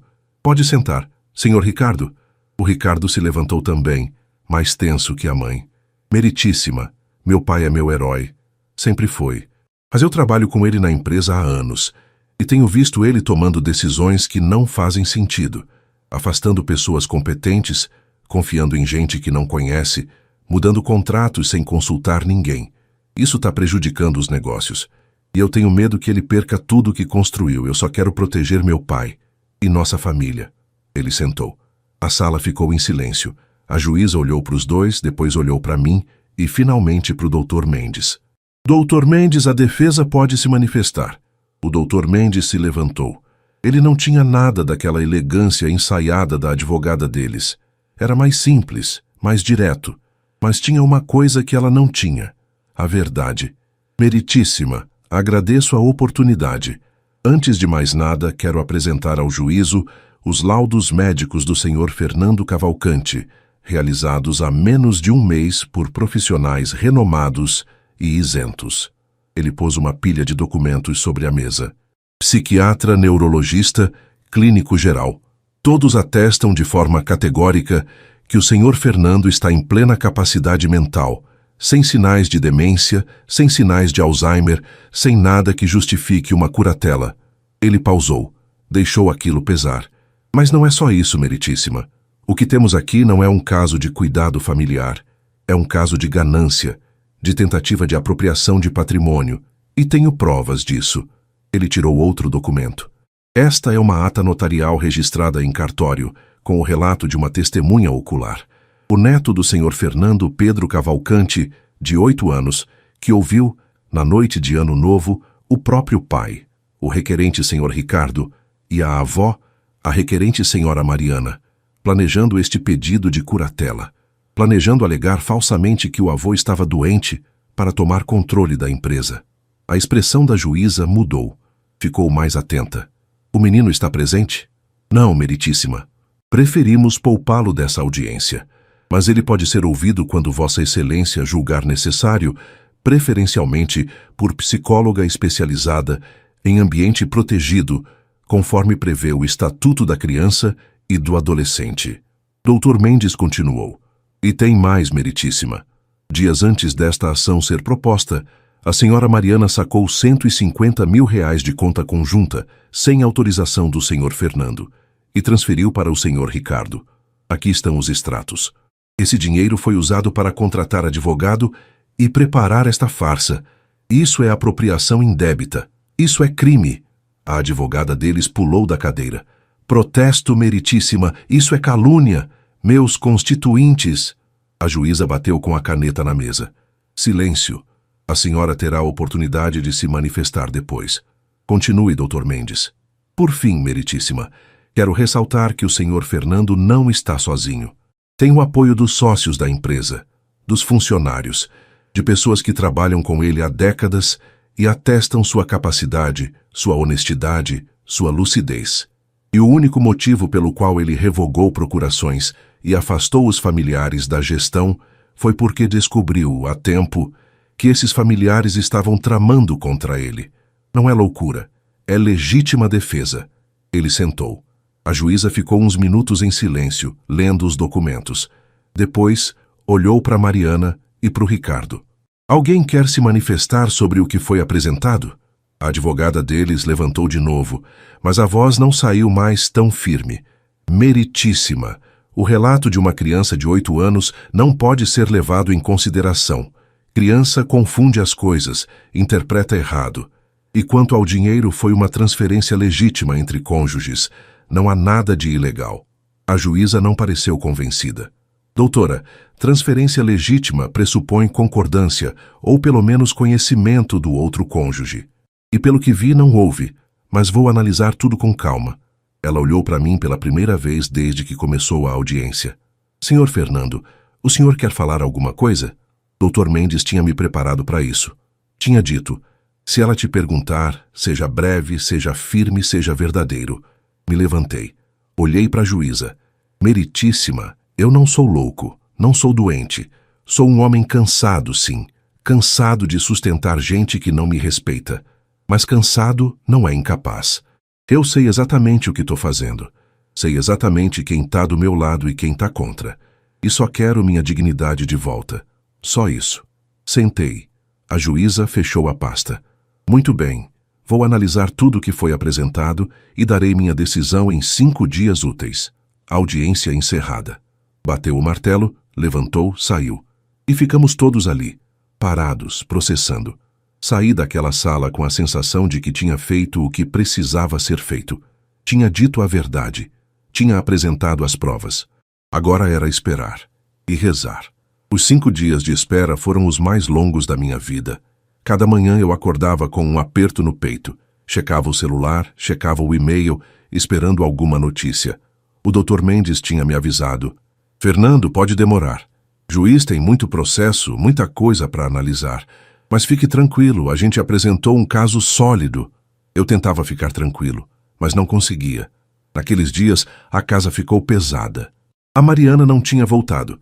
Continuava no apartamento alugado com a Juliana. Mas ela tinha começado uma campanha silenciosa, venenosa, pelas redes sociais e pelos círculos de amizade.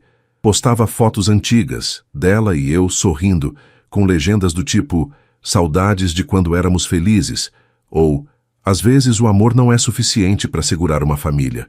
Não me marcava, não falava meu nome, mas todo mundo entendia.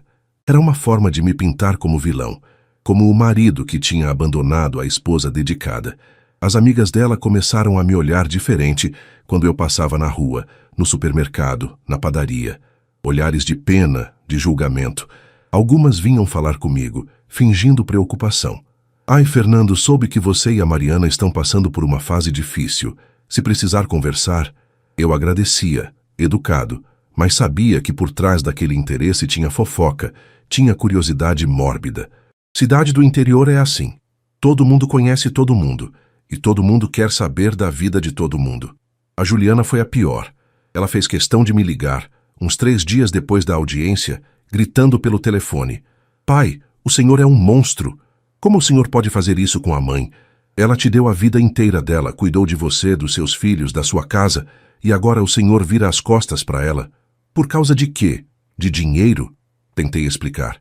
"Juliana, não é sobre dinheiro. É sobre respeito. É sobre verdade. Eles tentaram me internar, me tirar tudo. Ela me cortou. Mentira. A mãe só queria te ajudar. Mas o senhor é cabeça dura, orgulhoso, e não aceita ajuda de ninguém." Percebi que não adiantava. Ela tinha escolhido o lado dela. Ou melhor, tinha escolhido o lado de quem pagava as contas dela. Porque até hoje, com 29 anos, a Juliana nunca tinha trabalhado um dia sequer na vida. Vivia de mesada, de cartão de crédito que eu pagava. E agora, com medo de perder essa fonte, ela tinha virado inimiga. "Juliana, quando você quiser ouvir meu lado da história, me liga. Até lá não tenho nada para falar." Desliguei. Ela me ligou de novo. Não atendi. Mandou mensagem. Não respondi. Bloqueei. O Daniel foi diferente. Ele apareceu na empresa toda tarde como tinha prometido e começou a trabalhar de verdade. Chegava cedo, saía tarde, fazia perguntas, prestava atenção, tomava nota. Eu coloquei ele na área comercial, trabalhando diretamente com o supervisor de vendas, um cara experiente chamado Juliano, e o Daniel se dedicou. Foi atrás de cliente, montou proposta, fechou contrato. Pequeno, mas fechou. E quando ele veio me contar, com aquele sorriso de quem tinha conquistado algo, senti um orgulho danado. Pai, fechei um contrato com uma distribuidora de material de construção em Franca. 3 viagens por semana, 6 meses de contrato. Não é muito, mas é começo. Levantei e abracei ele forte. É muito sim, filho. É muito porque você conseguiu com seu próprio esforço, sem usar meu nome, sem usar minha influência. Isso vale mais que qualquer contrato grande. Ele ficou vermelho, meio sem jeito, mas vi que ele tinha gostado. Uma noite depois do expediente, eu e o Daniel ficamos conversando no escritório. Só nós dois, a empresa vazia, o silêncio quebrado apenas pelo barulho dos caminhões entrando e saindo do pátio. Ele estava meio cabisbaixo, mexendo numa caneta, e depois de um tempo perguntou: Pai, como é que chegou nesse ponto? A família toda dividida, briga na justiça? Como? Respirei fundo. Era uma pergunta difícil. Daniel, eu passei a vida inteira construindo. Construindo empresa, construindo patrimônio, construindo casa, construindo conforto para vocês. Mas eu esqueci de construir o mais importante: caráter, valores. Eu dei tudo para vocês, mas não ensinei vocês a valorizar o que tinham. Não ensinei que dinheiro se conquista, não se ganha de graça, e agora estou pagando o preço disso. Ele ficou quieto, processando. E eu, pai, eu também sou culpado? Olhei para ele. Você foi omisso, foi distante, mas não foi mau caráter, e isso faz diferença. Agora você está tendo a chance de fazer diferente, de mostrar que você é mais que o sobrenome Cavalcante, que você é o Daniel, e o Daniel é trabalhador, é honesto, é capaz. Não desperdiça isso. Ele limpou os olhos com as costas da mão, rápido, tentando disfarçar. Mas eu vi que ele estava emocionado. Eu vou fazer o senhor ter orgulho, pai. Eu prometo. Eu já tenho orgulho, filho. Só de você estar aqui já tenho. No final de semana, levei o Pedro para o sítio de novo. Tinha virado o nosso ritual. Sexta à noite a gente pegava a estrada, dirigia uns 40 minutos até lá e passava sábado e domingo em paz. Sem celular tocando o tempo todo, sem e-mail, sem pressão. Só eu, o menino e a natureza. Naquele sábado a gente acordou cedo, com o galo cantando lá fora, e fui fazer café. Café de verdade, passado no coador de pano, daqueles que minha mãe fazia. O cheiro tomou conta da casa. Pedro apareceu de pijama, cabelo espetado, esfregando os olhos. Bom dia, vovô. Bom dia, campeão. Dormiu bem? Dormi. Sonhei que a gente estava pescando e pegava um peixe gigante. Ri. Então hoje a gente vai tentar pegar esse peixe gigante. Bora? Depois do café pegamos as varas de pescar, um balde e isca e fomos pro açude. Era uma manhã linda. O sol nascendo devagar, o céu rosa e laranja, os passarinhos cantando, a grama molhada de orvalho. A gente sentou na beira do açude, colocou a isca, jogou a linha e ficou ali em silêncio. Silêncio bom. Daqueles que não precisa de palavra para dizer tudo. Depois de um tempo, o Pedro falou: Vovô, o papai me ligou ontem. Meu coração apertou. Ligou e o que ele disse? Disse que tá com saudade, que quer me ver, mas que tá tudo complicado agora por causa da briga com você. Não quis falar mal do Ricardo pro menino. E você quer ver ele? Pedro ficou olhando para a água pensativo. Quero, mas tenho medo. Medo de quê? Medo que ele fique bravo comigo. Por eu ter contado para você, por eu ter denunciado ele. Larguei minha vara, puxei o Pedro para perto de mim, passei o braço pelos ombros dele. Pedro, escuta bem o que o vovô vai te falar. Você não fez nada errado, você fez o certo, você disse a verdade. E a verdade nunca é errada, mesmo quando dói, mesmo quando causa problema. Você me salvou, entende? Você salvou o vovô de uma coisa muito ruim. E eu nunca vou esquecer disso, nunca. Ele encostou a cabeça no meu ombro. Mas e se o papai nunca mais falar comigo? Se isso acontecer, vai ser escolha dele, não sua, e vai ser a maior perda da vida dele. Porque você é um menino incrível, corajoso, do bem. Qualquer pai deveria ter orgulho de ter um filho como você. Ele não respondeu, só ficou ali, encostado em mim, e a gente ficou assim, em silêncio, até a linha puxar. Era um peixe. Pequeno, mas era. Pedro gritou animado, puxou a vara e quando tirou o peixe da água, os olhos dele brilharam. Vovô, eu peguei! Eu peguei! Pegou, e pegou sozinho! A gente soltou o peixe de volta na água, porque não ia comer, era só pela diversão, e ficamos mais um tempo ali. Quando voltamos para casa, para o almoço, o caseiro, seu Dito, tinha feito arroz, feijão, linguiça frita e salada de alface com tomate. Comida simples, gostosa, que enche a barriga e aquece o coração. À tarde, recebi uma ligação do Dr. Mendes. Fernando, a decisão saiu. Meu coração disparou. E vitória. Total. A juíza indeferiu o pedido de curatela. Disse que não há qualquer prova de incapacidade mental, que os laudos médicos são categóricos e que há indícios de má-fé dos requerentes. Ela arquivou o processo. Você está livre. Sentei na cadeira da varanda, as pernas bambas. Livre? Sim, livre. E tem mais. Ela determinou a abertura de inquérito para investigar a apropriação indébita do dinheiro da conta conjunta. A Mariana vai ter que devolver com juros e correção. E o processo de dano moral que a gente entrou segue. Você ganhou, Fernando. Você ganhou. Desliguei o telefone e fiquei ali, olhando para o horizonte, para o pasto verde, para o céu azul. Não senti euforia. Não senti vontade de comemorar. Senti só um alívio imenso, um peso saindo dos ombros, a sensação de que finalmente, a verdade tinha vencido. Pedro veio correndo. Vovô, que foi? Quem ligou? Peguei ele no colo. Foi uma notícia boa, meu neto. Muito boa. A vovô ganhou. A justiça foi feita. Então tá tudo bem agora? Olhei para ele, pro rostinho esperançoso, né? Tá tudo bem. E naquele momento era verdade. A notícia da decisão se espalhou rápido. Em cidade pequena, essas coisas voam. No dia seguinte, meu telefone não parou de tocar. Sócios me ligando para parabenizar, funcionários mandando mensagem de apoio. Até gente que eu não falava há anos apareceu para dizer que sempre acreditou em mim. Era reconfortante, mas também era cansativo. Porque no fundo, eu só queria paz. A Mariana não deu as caras. Não ligou, não mandou mensagem, nada. Pelo que o Dr. Mendes me contou, ela estava desesperada. A decisão da juíza não só tinha negado o pedido de curatela, mas tinha aberto inquérito contra ela. Ela ia ter que devolver o dinheiro que tinha tirado da conta, com juros e correção, e ainda podia responder criminalmente por apropriação indébita. O sonho dela de tomar tudo tinha virado pesadelo. O Ricardo também sumiu. Não apareceu na empresa. Não tentou contato. Provavelmente estava com vergonha, ou com raiva, ou os dois. Tanto faz. Eu tinha decidido que não ia mais correr atrás.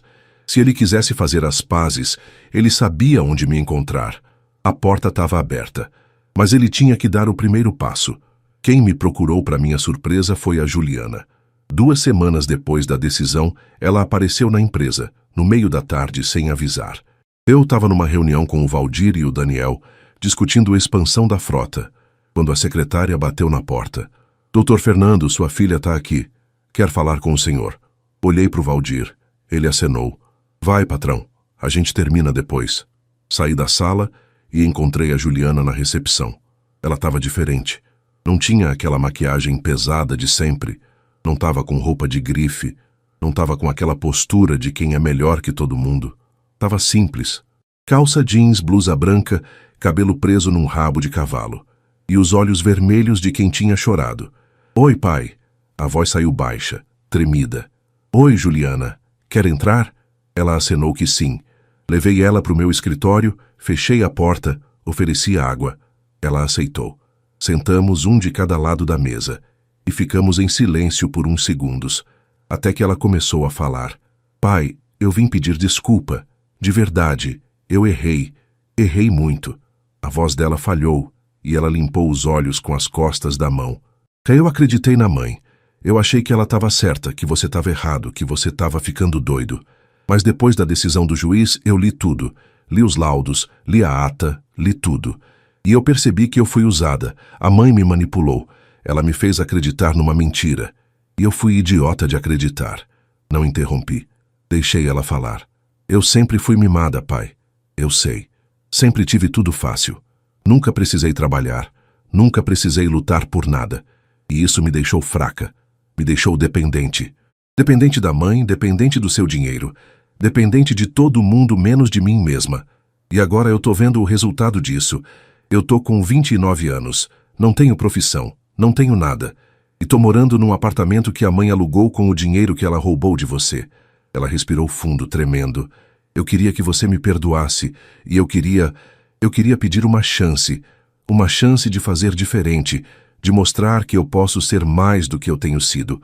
Olhei para ela. Olhei para minha filha, a menina que um dia eu segurei no colo, que eu levei para a escola de mãos dadas, que eu vi crescer, e senti pena. Não pena que diminui, mas pena que acolhe. Juliana, eu te perdoo, mas perdoar não significa esquecer, e não significa que as coisas vão voltar a ser como eram. Você errou feio, e erros têm consequências. Ela acenou, os olhos enchendo de lágrima de novo. Eu sei, e eu tô disposta a aceitar as consequências. Me levantei, contornei a mesa, sentei na cadeira do lado dela. Você disse que quer uma chance, então eu vou te dar. Mas não vai ser fácil, não vai ser confortável. Se você quiser trabalhar, vai trabalhar de verdade. Não vou te colocar num cargo alto, porque você é minha filha. Você vai começar de baixo. Recepção, arquivo, o que aparecer. Vai ganhar um salário justo, mas não vai ser mesada. Vai ser salário que você vai ter que trabalhar para receber. E não vai ter privilégio. Vai bater ponto. Vai cumprir horário, vai fazer o que mandar igual todo mundo. Topa? Ela limpou as lágrimas, respirou fundo e disse: topo. Então amanhã você vem aqui, 8 horas, e conversa com o RH. Eles vão te encaminhar. E Juliana?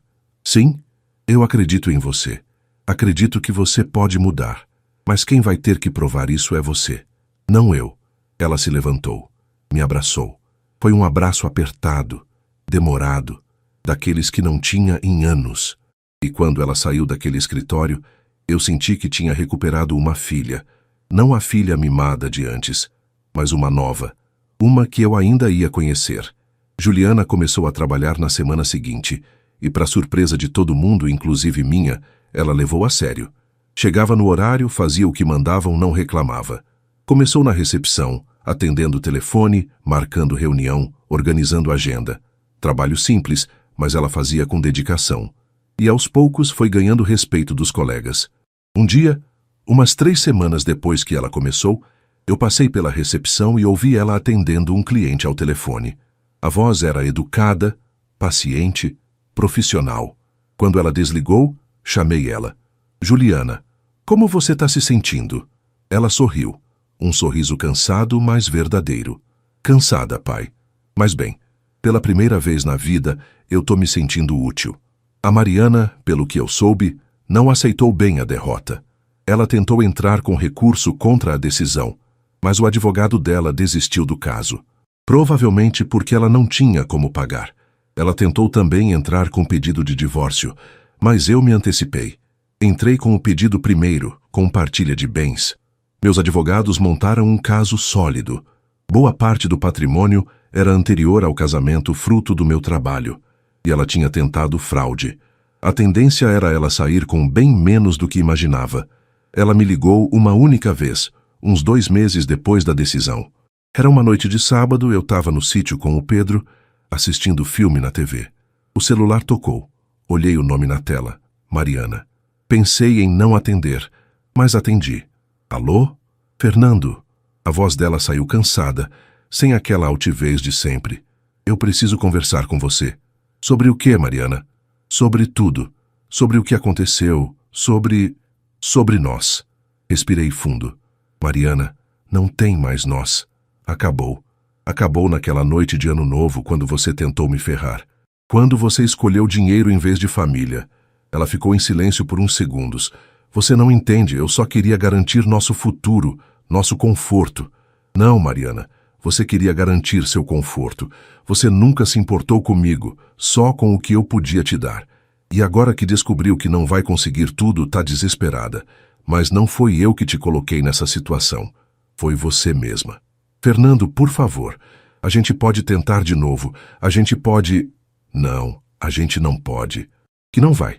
Eu já entrei com o divórcio. Você vai receber o que é justo, não mais, não menos. E a gente vai seguir vidas separadas. É melhor assim. Para mim e para você. Ela começou a chorar do outro lado da linha. Um choro que poderia ser verdadeiro ou poderia ser teatro. Não importava mais. Você vai me abandonar depois de 30 anos? Não, Mariana. Você que me abandonou. Quando tramou pelas minhas costas. Quando vendeu nossa história por dinheiro. Agora, se me dá licença, eu tenho que ir. Boa noite. Desliguei. E bloqueei o número. Não ia mais atender. Não ia mais ouvir. Aquele capítulo estava fechado. O Ricardo continuou distante. Não apareceu. Não ligou. Eu soube, através do Daniel, que ele tinha perdido muita credibilidade. Os sócios da empresa tinham perdido a confiança nele. Clientes tinham se afastado. Ele tinha tentado montar um negócio próprio, mas não tinha dado certo. Estava morando num apartamento alugado, separado da Flávia, que tinha pedido divórcio e a guarda do Pedro. E estava, pelo que parecia, num fundo do poço. Uma parte de mim sentia pena. Era meu filho, afinal. Mas outra parte, a parte que tinha sido traída, ferida, quase destruída, não conseguia sentir nada além de tristeza. Tristeza pelo que ele tinha se tornado, pelo que ele tinha escolhido ser. Deixei claro para o Daniel e para a Juliana. Se seu irmão quiser voltar, a porta está aberta. Mas ele tem que vir com humildade, com arrependimento verdadeiro. Não adianta vir porque está mal financeiramente e quer uma tábua de salvação. Tem que vir porque reconhece o erro e quer fazer diferente. Eles entenderam. E a vida foi seguindo, devagar, com altos e baixos, com dias bons e dias ruins, mas seguindo.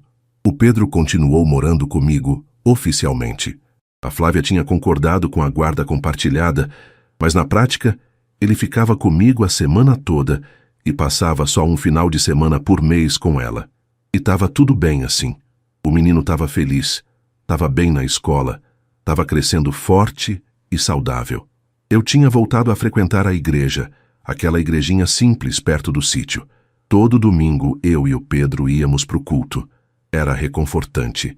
Ouvir o pastor pregar sobre perdão, sobre recomeço, sobre fé, cantar hinos antigos que minha mãe cantava. Sentir que eu não estava sozinho, que Deus estava ali guiando, protegendo. Num desses domingos, depois do culto, o pastor me chamou para conversar. A gente sentou num banco debaixo de uma árvore no pátio da igreja. Irmão Fernando, como você tá? Tô bem, pastor. Melhor do que eu estava há alguns meses, com certeza. Ele sorriu. Deus é bom, e ele nunca abandona quem confia nele. Sua história, Fernando, é uma história de fé, de resistência e de vitória. Obrigado, pastor. Ele ficou quieto por um momento, olhando para o horizonte, e depois disse: Sabe, Fernando, eu vejo muita gente aqui na igreja que está passando por situações parecidas com a sua. Família dividida, traição, dor. E eu acho que você poderia ajudar essas pessoas. Compartilhar sua história. Mostrar que é possível sair do fundo do poço. Pensei naquilo. Eu não sei se sou bom com palavras, pastor. Não precisa ser. Só precisa ser verdadeiro. E você é. Aceitei. Nas semanas seguintes, comecei a participar de um grupo de apoio na igreja para homens que estavam passando por crises familiares, divórcios, problemas com filhos. E eu contava minha história, sem filtro, sem vergonha. E via nos olhos daqueles homens que eu não estava sozinho, que a dor que eu tinha sentido, muitos também sentiam, e que juntos a gente podia se fortalecer. 6 meses depois daquela virada de ano maldita, minha vida estava irreconhecível. Mas irreconhecível para o bem. A empresa estava crescendo de novo, com o Valdir e o Daniel na gestão, trazendo sangue novo, ideias novas. A gente tinha fechado contratos grandes, expandido a frota, contratado mais gente. A Cavalcante Transporte estava mais forte do que nunca. A Juliana tinha virado uma funcionária exemplar. Depois de 3 meses na recepção, ela foi promovida para assistente administrativa. E estava indo bem. Chegava cedo, saía tarde, estudava à noite para se aperfeiçoar. Ela tinha encontrado propósito. E isso tinha transformado ela. Um dia ela me chamou na sala. Pai, eu queria te falar uma coisa. Fala, filha. Eu comecei a namorar. Levantei a sobrancelha. É? E quem é o sortudo? Ela deu um sorrisinho meio envergonhado. É o Juliano, o supervisor de vendas. Juliano era um cara bom, trabalhador, honesto, filho de operário, que tinha crescido na empresa no mérito. E ele te trata bem? Trata, pai. Muito bem. Ele é diferente dos caras que eu costumava sair. Ele é simples, trabalhador. Tá bem, sorri. Então eu aprovo. Mas se ele pisar na bola com você, me avisa. Ela riu. Pode deixar. E saiu da sala feliz. E eu fiquei ali pensando que finalmente, ela tinha encontrado o caminho. O divórcio com a Mariana foi homologado. A partilha saiu. Ela ficou com o apartamento que ela tinha alugado, que depois eu comprei e passei para o nome dela, para não ficar pagando aluguel para sempre. Uma quantia em dinheiro e um carro. Eu fiquei com a empresa, com o sítio, com a casa e com o resto do patrimônio. Era justo. Ela não ficou feliz, mas aceitou. Não tinha escolha. Vendi a mansão. Não conseguia mais morar lá. Tinha memória demais. Peso demais. Comprei uma casa menor, mais aconchegante, num bairro mais simples, com 3 quartos, quintal grande com árvore frutífera, churrasqueira, uma casa de família de verdade. Levei o Pedro para escolher o quarto dele. Ele escolheu o que tinha janela para o quintal, para poder ver os passarinhos de manhã. Reformei o sítio também. Construí mais 2 quartos, uma varanda maior, uma área de lazer simples com rede e cadeira de balanço. Transformei um pedaço de terra num projeto social, em parceria com a igreja. A gente montou uma horta comunitária, onde famílias carentes podiam plantar e colher, e um espaço de acolhida para jovens em situação de risco, onde a gente oferecia oficinas de trabalho, ensino profissionalizante. O pastor ficou emocionado quando viu. Irmão Fernando, que Deus te abençoe. Isso aqui vai mudar a vida de muita gente.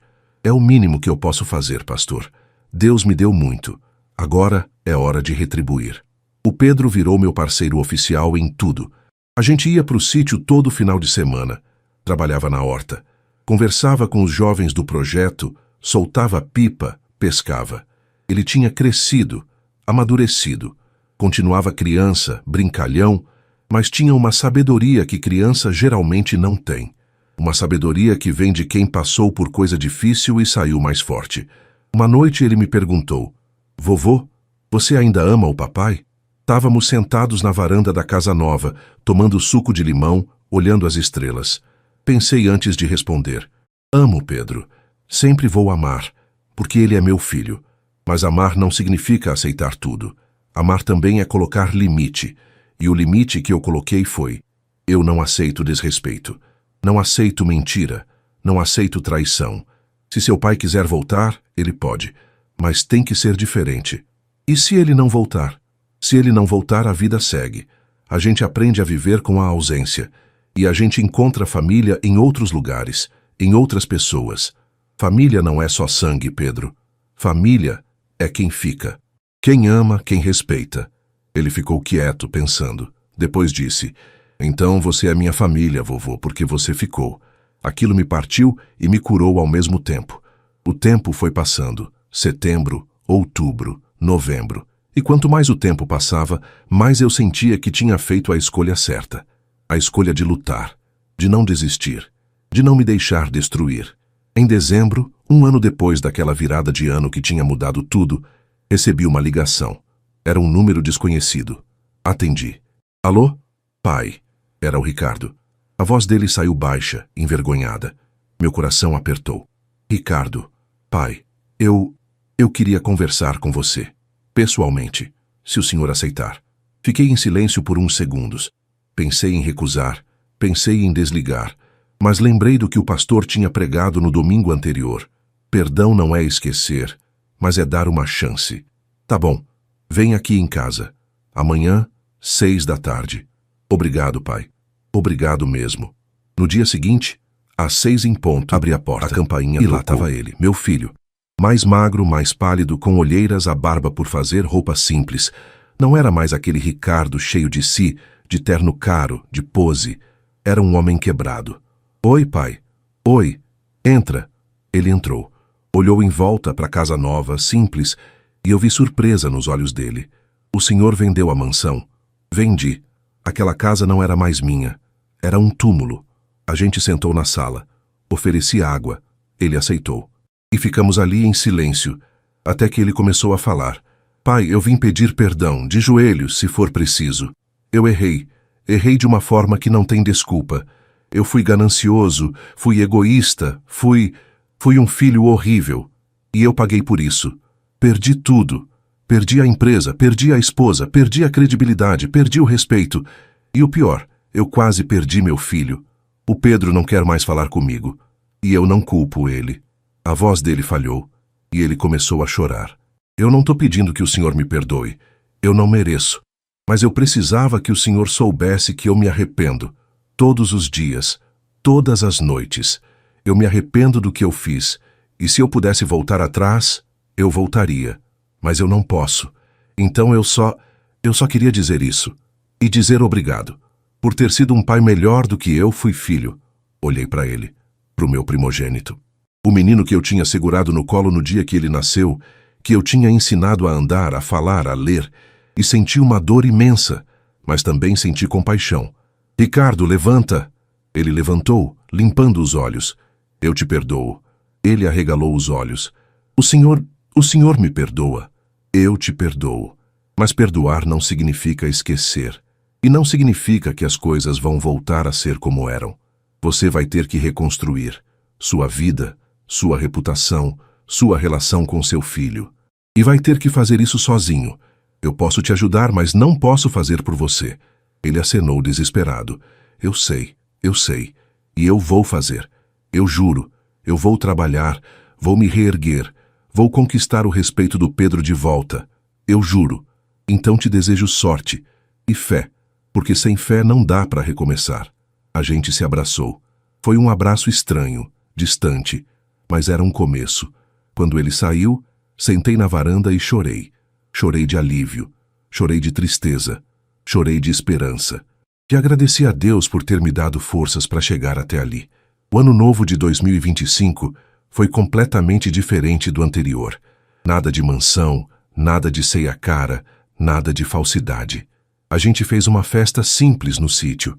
Eu, o Pedro, o Daniel com a namorada nova dele, a Juliana com o Juliano, o Valdir com a família, o Dr. Mendes, o pastor da igreja com a esposa, seu Moacir e os outros sócios, alguns funcionários antigos da empresa. Gente de verdade. Gente que tinha estado do meu lado quando eu mais precisei. A mesa era de madeira rústica, montada debaixo da jabuticabeira. A comida era caseira.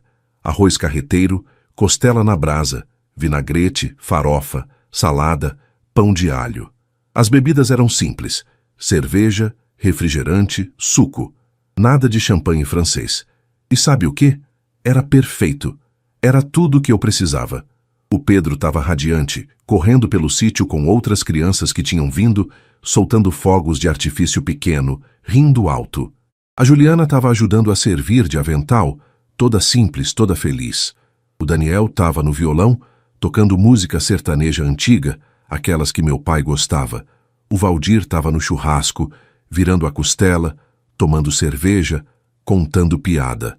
Era vida, era família, de verdade. Às 11h30 eu pedi licença, subi num banquinho e bati numa taça com uma colher para chamar atenção. Todo mundo parou, olhou para mim. Gente, eu queria falar uma coisa antes da virada. Limpei a garganta tentando controlar a emoção. Há um ano atrás eu estava numa ceia completamente diferente. Numa casa grande, cara, cheia de coisa bonita. Mas vazia. Vazia de amor, de verdade, de respeito. E naquela noite, minha vida desabou. Eu descobri que as pessoas que eu achava que eram minha família, na verdade só queriam o meu dinheiro. Pausei, respirei. E eu quase desisti. Quase deixei eles me destruírem. Mas não deixei. Porque eu tive gente que acreditou em mim. Olhei para o Valdir. Valdir, você voltou quando ninguém mais voltaria.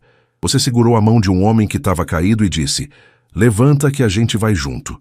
Obrigado, meu irmão. Ele levantou a cerveja, os olhos marejados. Olhei para o Dr. Mendes. Doutor, o senhor lutou por mim quando eu não tinha mais força para lutar. O senhor me deu justiça, me deu dignidade de volta. Obrigado. Ele acenou com a cabeça, sorrindo. Olhei para o pastor. Pastor, o senhor me ensinou que fé não é só acreditar em Deus. É acreditar que Deus acredita na gente. Obrigado. Olhei para o Daniel. Daniel, você podia ter escolhido ficar em cima do muro, mas você escolheu ficar do lado da verdade. E isso te fez um homem de verdade. Obrigado, filho. Ele limpou os olhos, tentando não chorar. Olhei para Juliana. Juliana, você caiu, mas você levantou. E hoje você é uma mulher que eu admiro. Obrigado, filha. E finalmente, olhei para o Pedro. E você, meu neto? Você, um menino de 8 anos, teve mais coragem do que qualquer adulto. Você me salvou. Você é meu herói. Ele sorriu, daquele jeito tímido, e veio correndo me abraçar. Peguei ele no colo, mesmo com a coluna reclamando. Tudo que eu quero dizer é obrigado. Obrigado por serem minha família de verdade. Família não é sangue, é escolha, é presença, é amor. E vocês são minha família. Feliz Ano Novo. Todo mundo aplaudiu, gritou, abraçou. E quando deu meia-noite, a gente soltou os fogos, abraçou todo mundo de novo e brindou. Com cerveja, com suco, com o que tinha, e era o bastante. Depois da virada, fiquei sentado numa cadeira de balanço na varanda, olhando o pessoal conversando, rindo, vivendo. O Pedro veio sentar no meu colo. Vovô, esse foi o melhor ano novo da minha vida. O meu também, meu neto. O meu também. Os meses seguintes foram de construção. Construção de uma nova rotina, de novos sonhos, de novos propósitos. A empresa continuou crescendo. O Daniel assumiu a diretoria comercial oficialmente e estava se saindo muito bem. A Juliana foi promovida de novo, virou coordenadora administrativa. O Valdir continuou firme como sócio operacional. O projeto social no sítio cresceu. A gente expandiu a horta, construiu uma quadra poliesportiva, montou uma biblioteca comunitária com livros doados. Várias famílias da região começaram a participar e a gente via o impacto real na vida daquelas pessoas. Jovens que estavam perdidos encontravam propósito. Crianças que não tinham o que comer, comiam. Era gratificante de um jeito que dinheiro nunca foi. O Ricardo apareceu algumas vezes, mas sempre de longe. Não tinha coragem de se aproximar muito. Ele tinha conseguido um emprego numa transportadora menor como gerente de frota. Não era nada comparado ao que ele tinha antes, mas era honesto, era trabalho. E eu soube, através do Daniel, que ele estava tentando se reconectar com o Pedro. Devagar, com paciência. Um dia, o Pedro me perguntou se podia passar um final de semana com o pai. Ele me ligou, vovô. Disse que queria me levar para pescar. Eu posso ir? Olhei para ele. Você quer ir? Ele pensou. Quero, mas só se você deixar. Então pode ir. Mas qualquer problema, qualquer coisa você me liga, tá bom? Tá bom. Ele foi. E voltou feliz. Vovô, a gente pescou e o papai me pediu desculpa. Disse que errou, que quer ser um pai melhor. Eu acredito nele? Acredita, mas de olho aberto. E com o coração protegido, porque perdoar é bom, mas esquecer é burrice. A Mariana eu nunca mais vi. Ela continuou morando no apartamento que eu tinha comprado para ela, vivendo da pensão que o juiz tinha determinado e, pelo que eu soube, trabalhando numa loja de roupas. Não era a vida de luxo que ela estava acostumada, mas era uma vida. E era a vida que ela tinha escolhido, com as decisões que tinha tomado. Às vezes, de noite, quando eu estava sozinho na varanda olhando as estrelas, eu pensava em tudo que tinha acontecido e sentia gratidão. Gratidão por ter sobrevivido, por ter lutado, por ter vencido. Não vencido no sentido de destruir os inimigos, mas vencido no sentido de não ter sido destruído, de ter saído daquela tempestade mais forte, mais sábio, mais inteiro. Um domingo, depois do culto, o pastor me chamou de novo. Irmão Fernando, eu tenho um convite para você. Que convite, pastor?